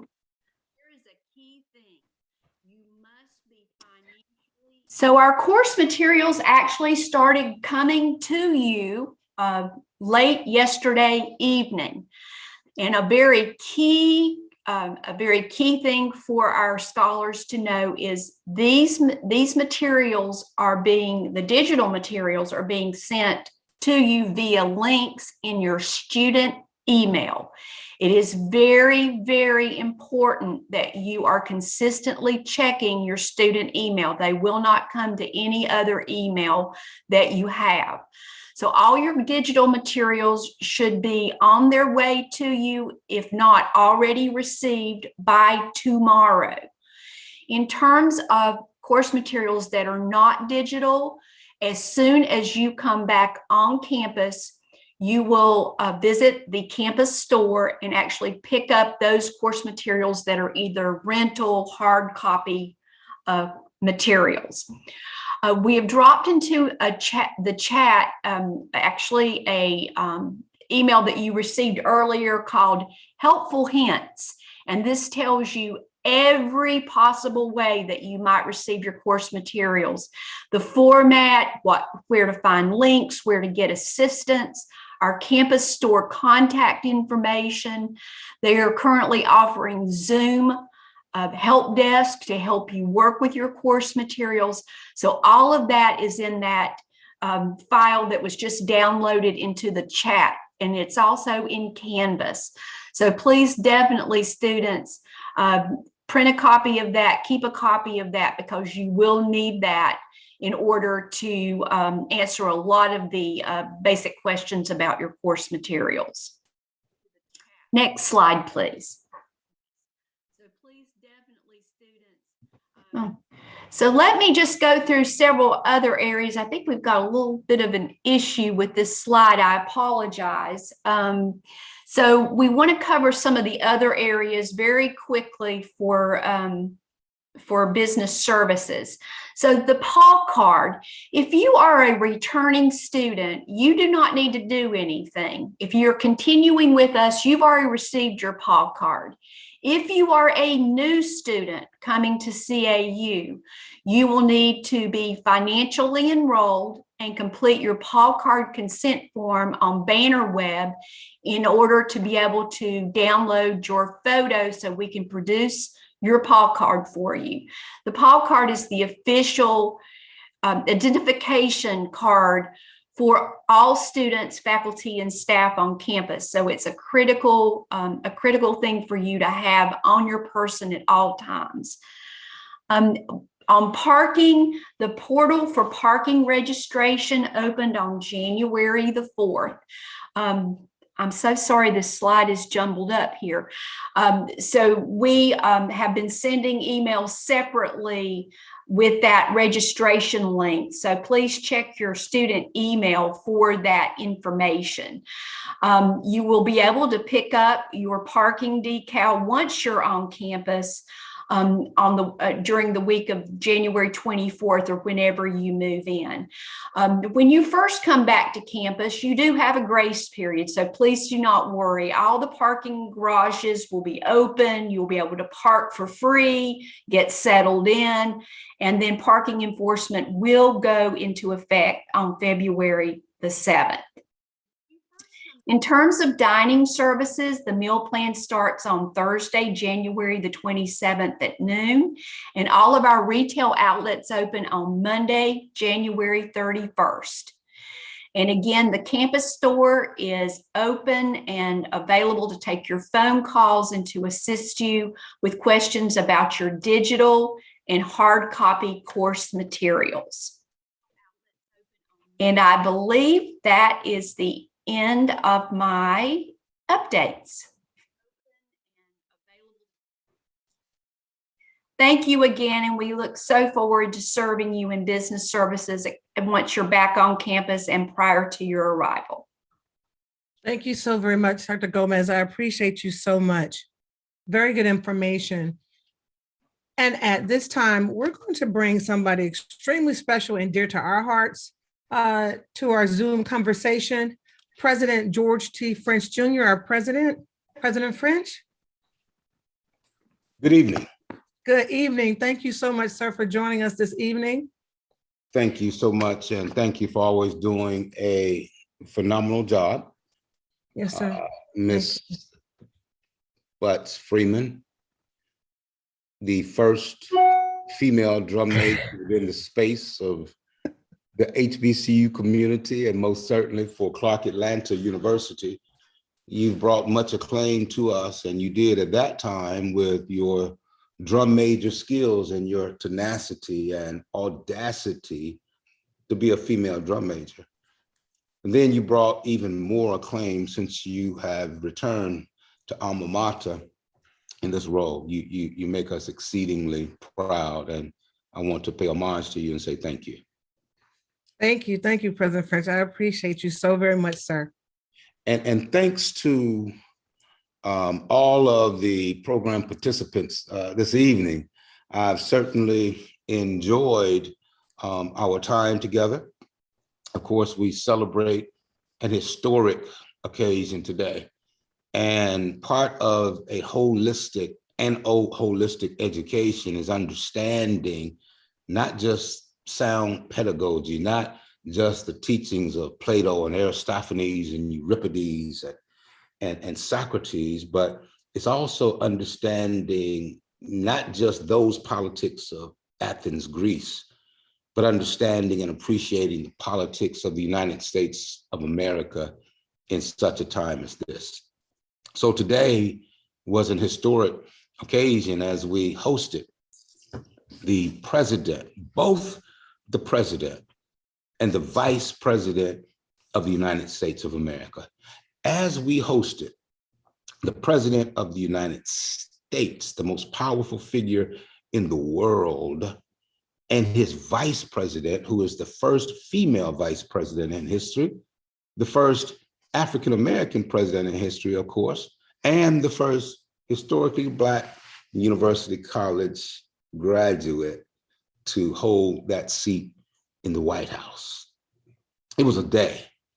I tell you, it was a day. If you were looking at CNN or CNBC or MSNBC or channel, Alive 11 here in Atlanta or any of those outlets, you would have seen the majesty, the beauty of Harkness Hall in the background as President Biden spoke, as Vice President Harris spoke, as your president had an opportunity to speak, as the president of Morehouse College had an opportunity to speak, as our student colleague that introduced had opportunities to speak.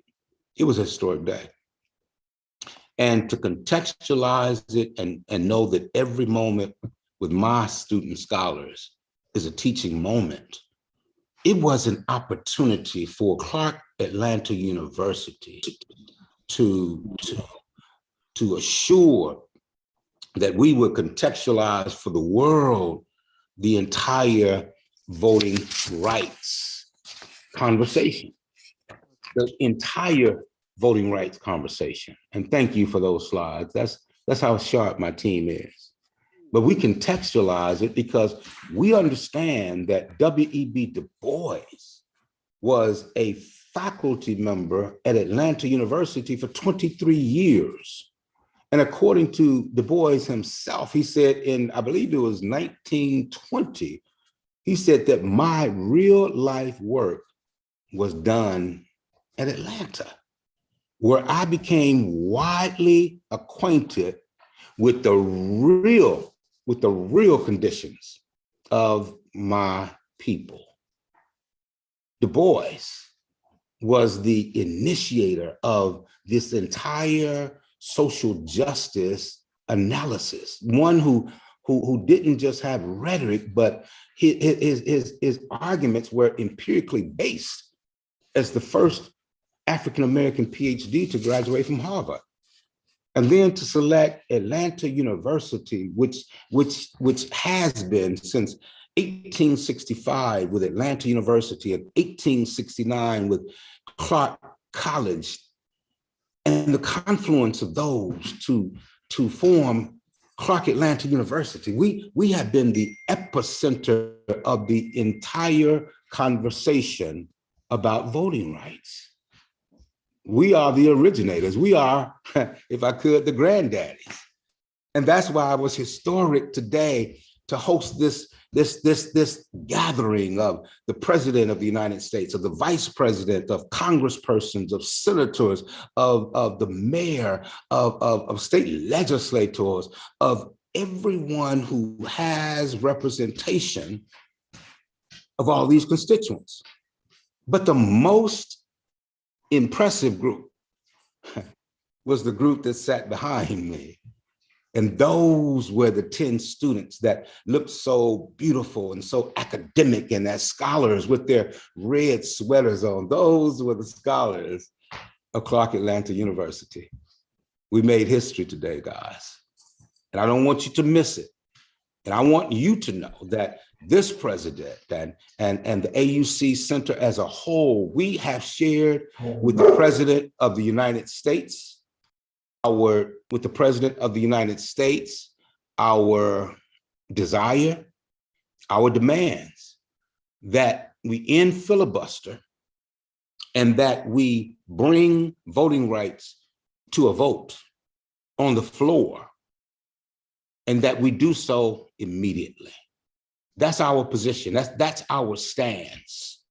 And to be sure, we support those many groups that are out there insisting that the president do something. We fully support that, and the president knows it.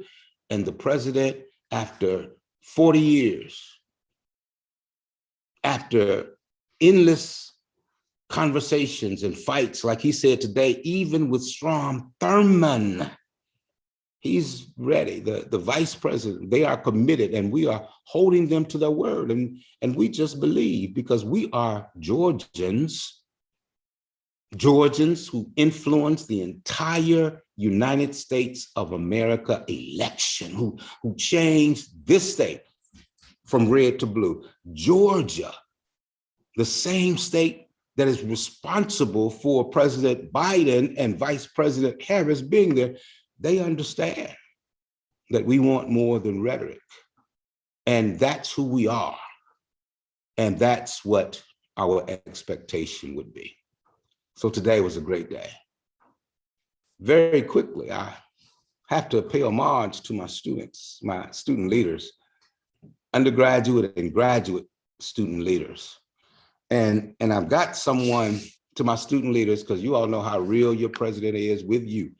Someone keeps bothering me for attention. Come here. Come here. And I want you to see, this is Ritzy. This is the, what you call it, the first dog.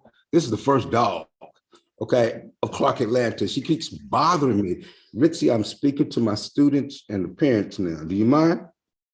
Okay. Okay, so Ritzy's gonna let me have my time now, okay? But here's the thing, I'm so proud of you students for the way that you have comported yourselves during COVID.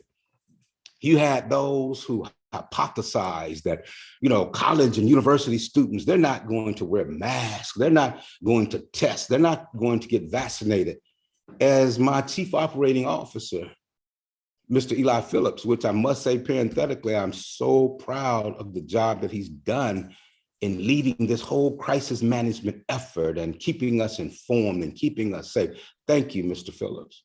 But as he intimated, we had one of the lowest positivity rates in the nation, if not the lowest. I have not done those analyses yet, but I will ask Dr. Lopez and her office of research to look at those data. And I assure you that we were one of the lowest in the nation because my students were safe and disciplined. My faculty, my staff, my entire community, we took this thing seriously. And as academicians, informed by research and data, we had to be amongst that talented 10th of which W.E.B. Du Bois spoke. He said there's a talented 10th that represents just 10% of the population, but don't get the big head because you're part of that 10%. Instead, understand that it's your responsibility to be informed and to go back and lead the people, which is why we say unequivocally, we understand that we must take firm and make firm decisions as far as vaccinations and boosting. We must understand, and listen to me closely, because the data, empirical data, will bear this out. We must understand that we have known family members and friends, members of our community, of our churches, that have had COVID even since the Omicron variant, that basically went through it without many complications. Why? Those who came through it without many complications were those who were vaccinated and boosted, empirically based. You look at the deaths, you're looking at individuals who refuse to take the vaccination. We are academicians. We are one of a handful of Carnegie designated research institutions in the nation, which is why we are informed by the data and why we understand that if you really want to know the truth, if we just put it on the line, why are we still dealing with any variant? Because influencers at the highest level at some points influenced other Americans to believe that they should not take the vaccination. If we had taken it early and had what they call, which I don't like, herd immunity, I like to call it the critical mass, then we would not be in this position today. Clark Atlanta University would take it seriously. Vaccination will be required, booster will be required, mask will be required. And students, let me say again, your diligence and vigilance is why we are where we are now. And I say, thank you. We are doing all that we can to protect you and to keep you safe. I can't wait to see you guys on the promenade again.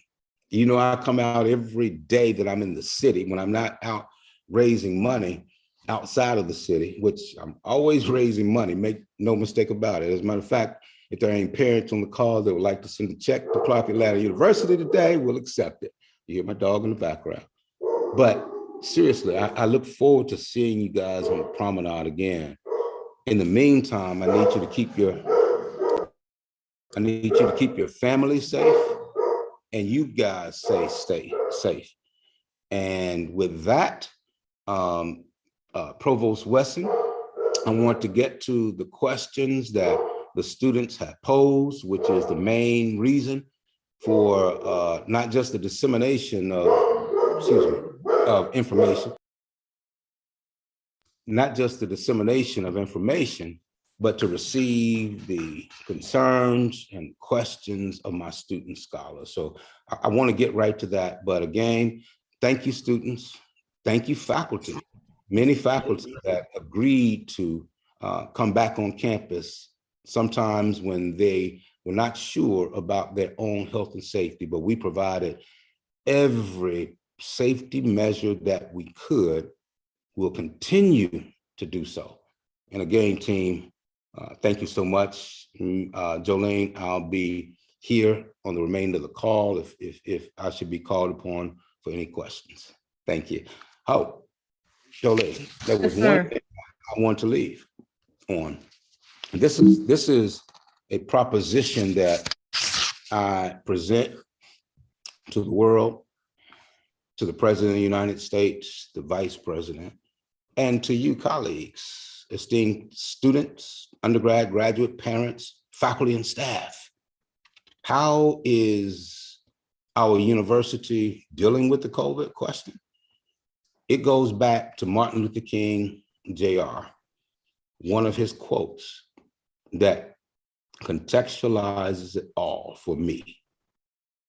King said that cowardice asks the question, is it safe? Expediency asks the question, is it politic? Vanity asks the question, is it popular? But conscience asks the question, is it right?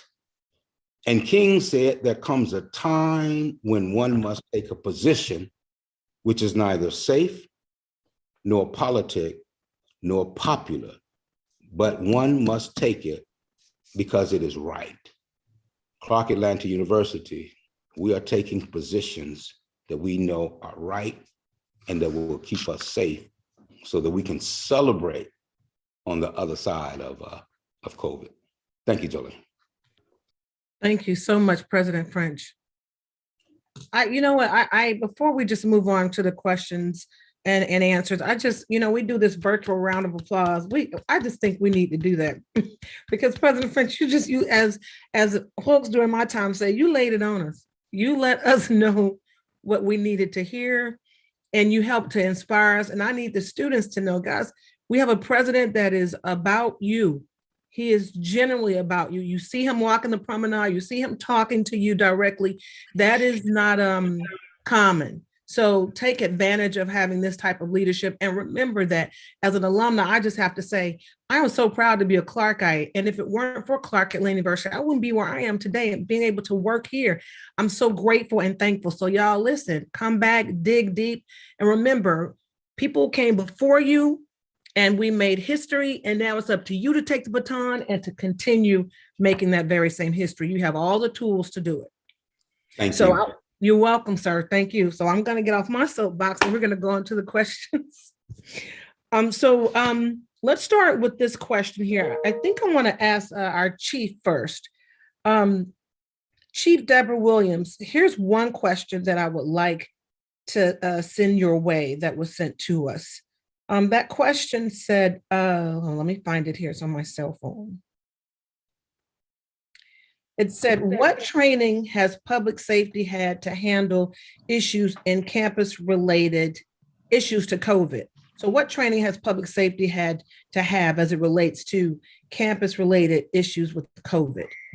Hey, before she answers the question, yes, sir. I'm going to ask her, I think she probably knows what I'm going to do. I need to understand who is this Chief Deborah Williams?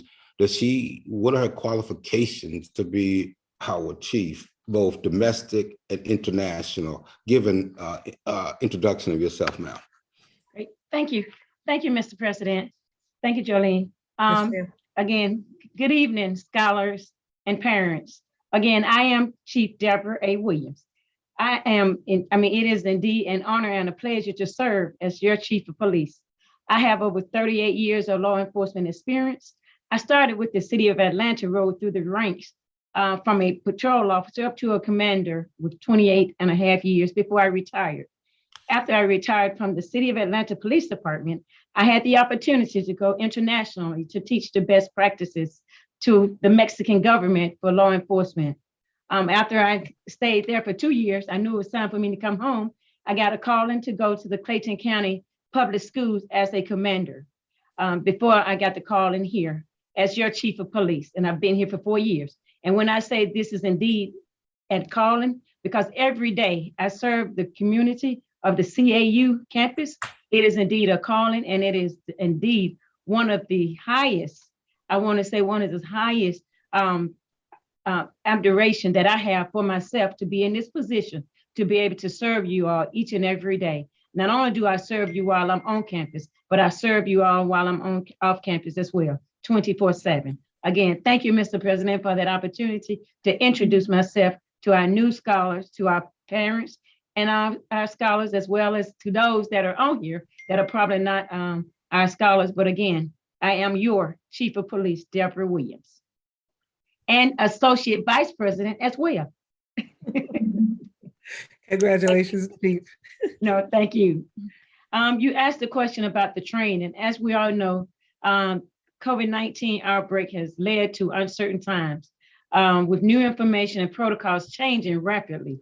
But the officers, we learn to not only to protect ourselves and others and our CAU community, we must be prepared to quickly find reliable information and act accordingly, because law enforcement plays a crucial role now more than ever when it comes to COVID-19.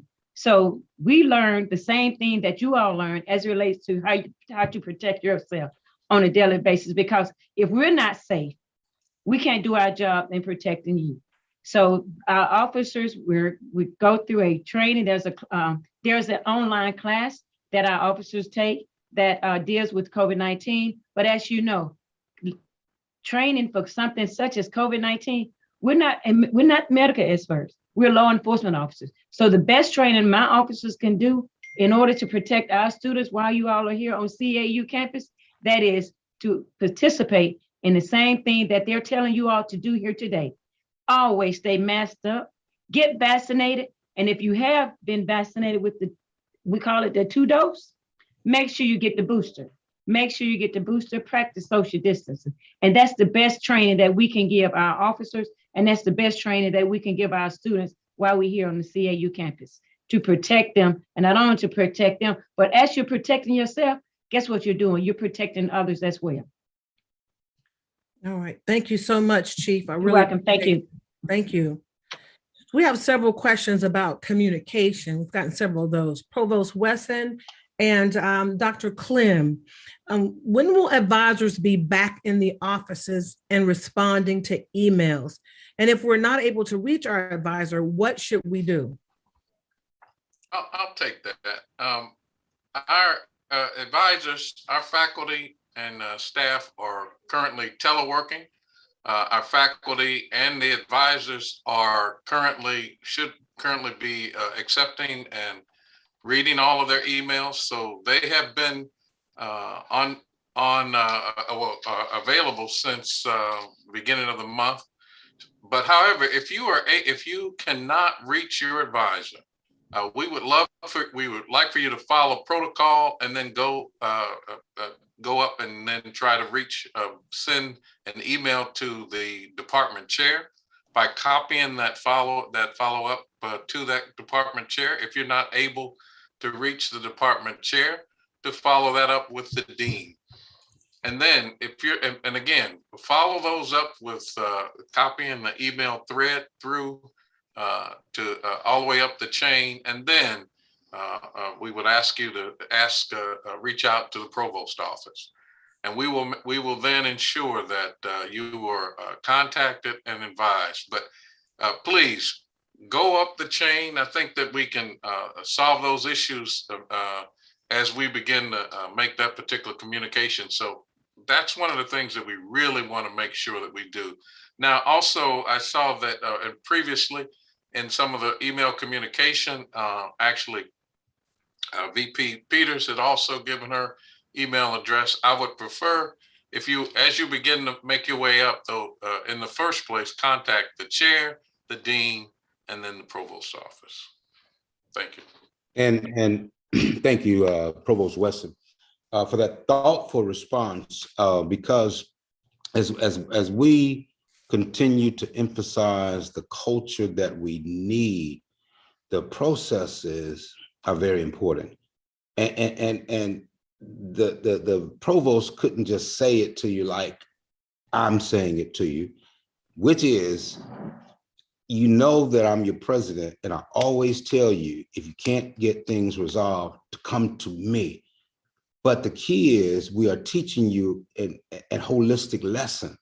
And when you go into the world of employment, there will be certain steps that you take before you go to the president.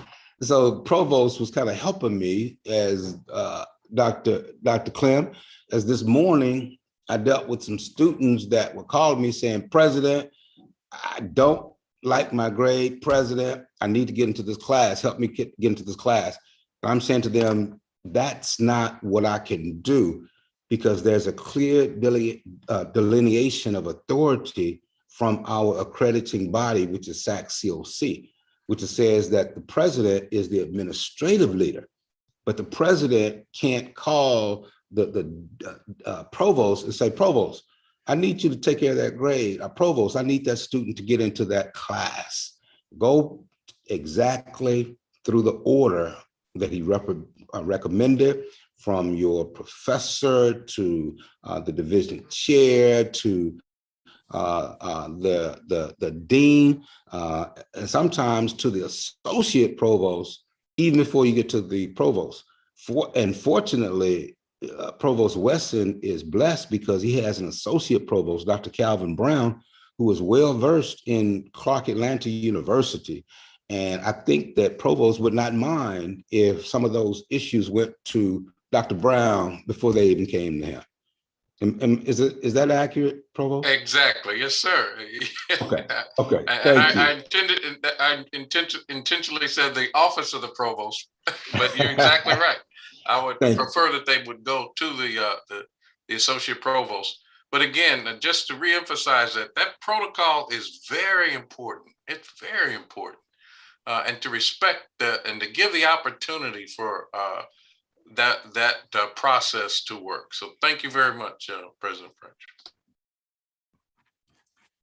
Our next questions are related to deadlines for enrolling and paying tuition. So Ms. Peters and to Mr. Phillips, you may want to answer these. When is the last day for students to enroll, and when is spring semester tuition due? I know we talked about that, but we probably need to repeat that, I'm pretty sure. And then a related question is whether there will be prorated adjustments made on housing and food charges. Okay, so regular registration closed today. Late registration will open up on Thursday and go through the 18th, Tuesday the 18th. That will be your last opportunity to register for the spring semester. Fees are due today, and as soon as I got off from talking to you all, I probably got about 20 emails. So I've been answering emails and forwarding them and getting students held in their classes. So great. I'm glad you're emailing me so we can get it resolved right away. The very, very, very last day to pay your bill and register for classes is Tuesday, the 18th. Tuesday, the 18th. All right. Of what? Of January, correct? Yeah. Yes, sir. Of January. Yes. Okay. Yes. Tuesday, January 18th. 5 o'clock will be the last time and day you can register for the spring semester. Okay. One other quick question. This is a question from student athletes. It says, will student Well, Jolene, did you wish to have the question about proration answered? Oh, I'm sorry. Go ahead. Okay. Well, look, the answer to that is yes. Based upon communication from our CFO, Dr. Lance Thompson, room and meal charges will be prorated based on those students directly impacted and based on the length of the weeks of remote learning. So we will be doing proration. I'm sure those adjustments will occur after February the 1st when everyone comes back for in-person, but you should expect probably sometime in the month of February to see an adjustment on your student account if you were impacted. Okay. One question before we wrap it up, because I know we're kind of over time here, about 9 minutes. And I want to be respectful of everyone's time. There's a question here from student athletes saying, will they be returning early, similar to their return on last semester? Do you want to take that, Mr. Phillips, or anyone else want to respond to that? Or Dr. Wesson? Well, Provost, I can answer it if you want me to. You're welcome to answer it. Sure. Based upon conversations we've had with Dr. Lynn Dawson, our athletic director, as well as with our interim vice president, Dr. Clem, over student affairs. Again, in the interest of the health and safety of our students and our community, we decided that those spring student athletes will not come back early. We're going to bring them back at the same time we bring all other students back into the Reds Halls in the week of January the 24th. Now, we recognize, and we labor very hard over this, we recognize that will cut short some of the practice time for some of the student athletes, such as baseball. But I would rather, and really the athletic director said he would rather cut that time short than basically cut down the entire season, because we have a whole team that has contracted the virus. And we have seen that. I just want to put that out there. We, as well as other schools across the nation, have seen basketball teams contracting the virus and having basically to stop practices and playing games. So we're doing that, as President French says, because we know and believe that is the right thing to do. Okay. And Well, Jolene, I know you're about to wrap up, but Yes, sir. and I know you're about to wrap up, but just let me know if there are any prevalent questions that my students and parents have now that we may address. I know we're over the time, but I really need to hear back. If they have some concerns, let's just take a couple more minutes and you talk to me about those so we can answer those. Jolene, there was the question about work study. Yes. Would you like me to answer that? I would. That was one of the questions about work Okay. study that students are very concerned about. Yes, ma'am. Yes. So if you are currently, you're awarded or packaged for work study and you're financially enrolled, and you probably are if you've packaged and you've got work study, you will be paid starting tomorrow. And it will be biweekly. So whether you're on campus or not, it doesn't matter. You will start getting your pay for your work study starting tomorrow. And when you return to campus, you'll just go back to work as you did before. So the federal government is allowing us to pay our work study while they're in this remote situation. So if you're a work study student, you will start getting paid tomorrow. And if you have any questions or any problems or concerns, you can just email Mr. Stotts, that's jstotts@cau.edu, or you can just email me and we'll make sure we get that taken care of for you. But if you're a work study student and you're awarded for the fall and the spring, you should start getting your paycheck starting tomorrow. Thank you, Jolene. Okay. There was another question about, well, Mr. Phillips talked about it, but I think we may need to talk about it a little bit more about the booster shot and families who don't believe in getting it. And when you say if a family does, whether or not you will be exempted, it's the real question whether or not you will be exempted from the booster. Yes. Right now, the only person. Eli. Yes, Thank sir. you. And Jolene, I want to make sure you heard that Eli stopped and deconstructed that question. Mm-hmm. And what he was saying was, we don't have a category of families who just don't believe in getting the shot. We have a category of a religious exemption, right? Or a medical exemption. We don't have exemption for families who just don't believe in getting the shot. I want to be very clear about that. Eli? Yeah, no, you're exactly right. If you were a fall student and you were granted either a medical or religious exemption, as I said earlier, you are exempt from the booster. Now, new students. I'm sorry, I keep interrupting, but I want to make sure they're clear. You're not necessarily exempt. You make an application, and there are committees that will review the application. And if it, for example, if it's a religious exemption, we just don't stamp it. We sometimes we go through a third party. That third party would ask the question, so what is your faith again? And your faith would have to indicate whatever denomination that you all don't believe in the exemption. I want to be very clear about that. It's not that you submit it and it's automatically granted. Is that right, Eli? There's a review. Oh, absolutely. Well, again, I was trying to make a demarcation between the fall versus the spring. Exemptions for those students who attended and are returning in the fall have already been granted. Okay, so if you were granted an exemption in the fall, you are not having to take the booster. Even though we encouraged you, even if you got an exemption, to reconsider getting vaccinated for the reasons Dr. Michelle Nichols talked about earlier. However, if you are a new student for the spring, we expect that you will be fully vaccinated and you will take the booster.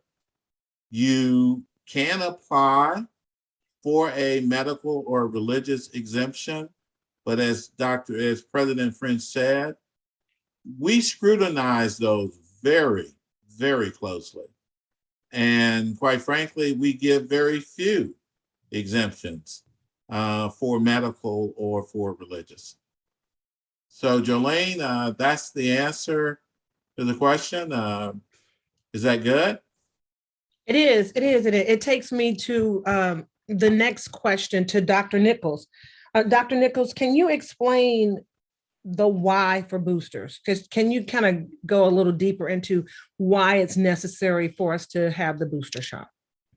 So first of all, I just want to say that we at Morehouse School of Medicine are blessed and fortunate to be able to work with such outstanding leadership from Dr. French, from our COO, and everyone at Clark Atlanta, because having a positivity rate that low, 0.33, is phenomenal. And there are very few institutions that can say that they have that rate. So that means that CAU has done an outstanding job of ensuring the safety of all the students. So with that said, I do want to just say that most students, since it was a requirement for them to get vaccinated, fully vaccinated before they started, they are eligible now for their booster. CDC now says that 5 months after you complete your vaccination that you are eligible. So that means that you all are eligible, and there are multiple opportunities for you to get that vaccine. But the reason is, and Dr. French already talked about, President French went into it. The reason that we are in the shape that we are today is because so many people did not get vaccinated. Georgia only has a 51% vaccination rate. So when you go out in the community, it's 50-50 chance that you're going to be encountering someone who is not vaccinated. So that is why you really want for you to get your vaccine. Also, the reason why we are where we are today with the variant is because people did not get vaccinated when they had the opportunity. So therefore, it was much easier for mutations to occur. So when you look at the science, it is because you get vaccinated and now boosted that it is important for you to go through this process. Additionally, vaccines keep you from being hospitalized or helps lower the hospitalization and death. So that is another thing. So most people that get it just simply have something that they think is a cold. And we're finding that people are surprised that they are even testing positive. So what I'm saying is you all are fortunate that one, that you are able to take a test, because it's like winning the lottery to find a test down. That you all are fortunate that you are having this opportunity that President French was able to allow for you all to have. And you all are very fortunate that you have such an amazing team. So please follow the science and get vaccinated and boosted because you are eligible for your booster. Thank you. Thank you, Dr. Nichols. I mean, we really appreciate what you do with the Morehouse School of Medicine. You all have been a vital component of this entire conversation. And one of the things my family and I, Eli, we had the conversation, some of these issues are arising because of misnomers. And when we revisit down the line, Dr. Nichols, the word booster, it implies that you're getting something more that you already have that's protecting you. And what we really need to understand is once what they're saying is 6 months after you've gotten the shot, you're not protected. Mm-hmm. It's not that you're protected and we're boosting what you already have. We're saying, and the science is saying, not we, but the science is saying that after the 6 months, you're not protected anymore. We're talking about antigens that are no longer protecting you. So booster sounds like I'm protected, but I'm at help. When actually we're saying that your last vaccination shot has expired and you need to get another. That's what is that correct, Dr. Nichols? That is correct. He is the expert. You know, Dr. French, I do want you all to know, there's a council president meeting and we have an epidemiologist that works with him. So he is speaking the science and the data. So he is absolutely correct. Thank you. Okay, we have a question about remote learning and how that will be managed. So Dr. Hooper, will the time of classes on Banner be the same time Zoom classes will be held to avoid overlaps? And when we come back to campus, are we still going to have classes via Zoom, even though we've come back to campus? So it's a two-pronged question there. Sure, Let thanks. me answer the first part. Let me answer the last one first, and then I'll throw it to you, Dr. Hooper. Okay. Because I wanted to emphasize that we are, this is seen to be a temporary remote instruction period. We are fully planning to come back to on-ground and on-ground classes, in-person classes, January 31st, Monday, January 31st. And so view it as that. And we're not looking to extend this. Now, again, we're gonna follow the science and keep our pulse, our finger on the pulse of how this virus is proceeding, but it is our full intent to return to in-person classes as we instructed on Monday, January 31st, and to return bringing students back during the week of the 24th.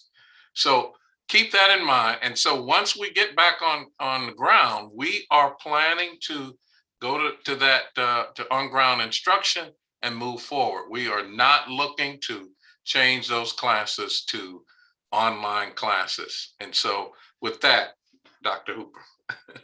Thank you, Provost Weston. And that's so important because our guidelines and regulations from our accrediting bodies have stipulations about just changing a course to online. So we are very committed to following the schedule that is on Banner.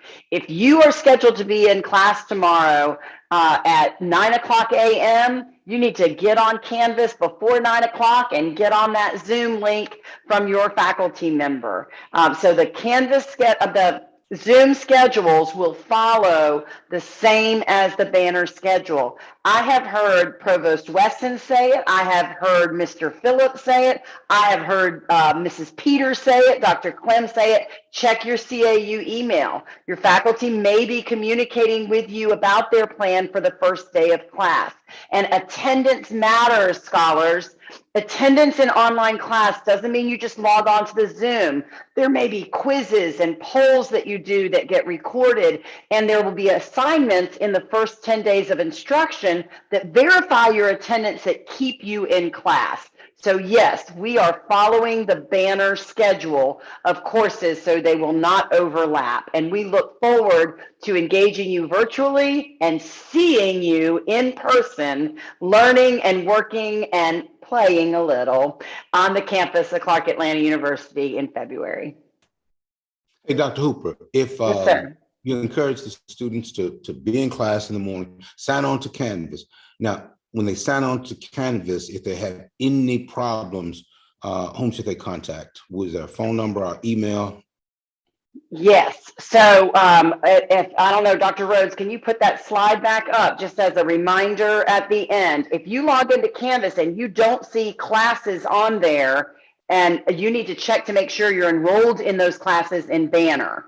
If you are enrolled in the classes in Banner and you are not seeing it in Canvas, please immediately contact support@cau.edu. There we go. For that, you can also, if you don't get a response quickly, you can use this email, cedal@cau.edu for general remote. For access to Canvas, it's login support. For things that are missing and not working in Canvas, you use these numbers here and we will respond to you and take care of you. I will say, remember Dr. Rhodes, there was another slide, I think, after this. If you get onto Canvas and you see your course, not that one. Next. Well, definitely read your syllabus. If you get on Canvas, go to that dashboard view. If you just see the course and you can't access it, you contact your professor, because that means that they may not have published the course. And if you, again, as Dr. Weston said, if you don't reach your professor, contact the department chair or the dean of the school. Either way, if you email cetl@cau.edu, we see that the course isn't published, we will notify the professor as well. Thank you, Dr. Hooper. Okay, I believe that is that takes care of all of our questions. And as always, scholars, we will have all of the questions and answers prepared for you, placed on the website for you to access those if you want to, get additional information or you missed something. And I just want to say it's been a pleasure to serve as the mistress of ceremony tonight for our town hall. President French, did you want to chime in or say anything else before I toss it over to Mr. Burston? I do not. I Okay. see that Dr. Hooper is asking everyone to turn on cameras for the song and the sending forth. Okay. Again, thank you, colleagues, for a beautiful evening. Thank you. Thank you.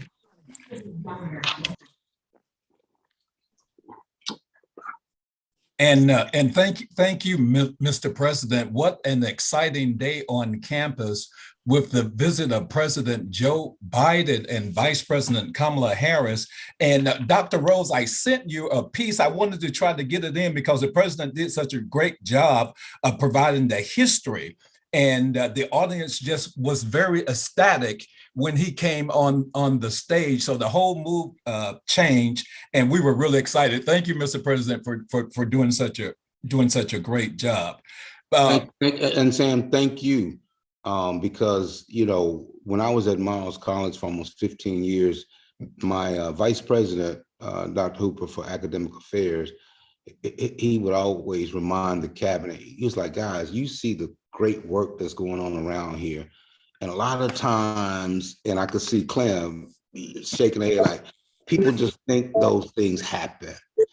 Sam Burston has been on 24/7 calls with the White House, with congresspersons, with his president for the last several days to make what you saw happen. His entire team, from Jolene to everyone, to everyone on this call. That didn't just happen. Now, if you all look at those pictures and you say, wow, they're in front of Harkness Hall and it's beautiful. And if you think, Dr. Miles, that didn't just happen. Sam, thank you for what you do behind the scenes, and you never out there getting any glory. And I'm going to ask that we would give a round of applause to my Vice President, Sam Burston. Thank you. All right. Thank you. Always a label of love for the Clark Atlanta University. And I wanted to thank Jolene Butts Freeman for the great job and for this informative program tonight. And I want everyone to remember to stay vigilant. Mask on, mask up. That's our motto. Mask on, mask up. And continue to wash your hands frequently. Follow the COVID protocols. But before we close out tonight's program, let's hear from the CAU Philharmonic Society performing Lift Every Voice and Sing, written by CAU alumnus James Weldon Johnson, followed by our university chaplain, the Reverend Dr. Tanya Miles, who will bless us with the sending forth.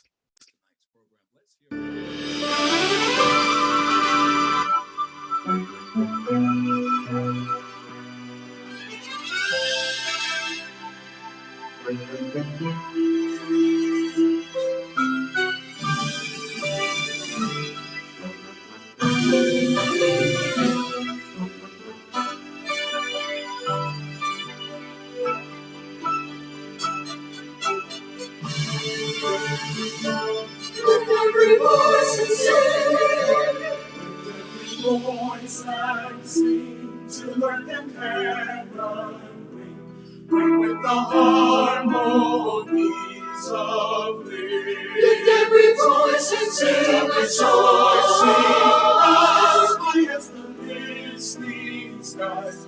let it resound loud as the rolling sea. Every voice and sing a song. Every voice and sing a song. Sing a song. Every voice and sing a song. Facing the rising sun. A new day begun.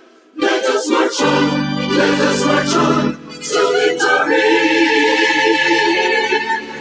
It's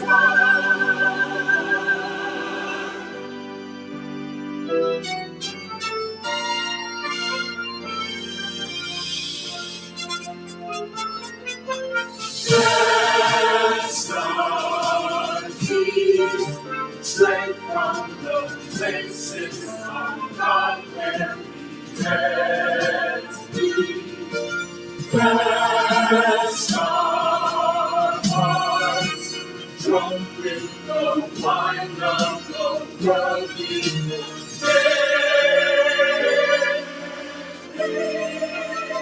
Shalom beneath thy hand. May we forever stand true to our God, true to our name.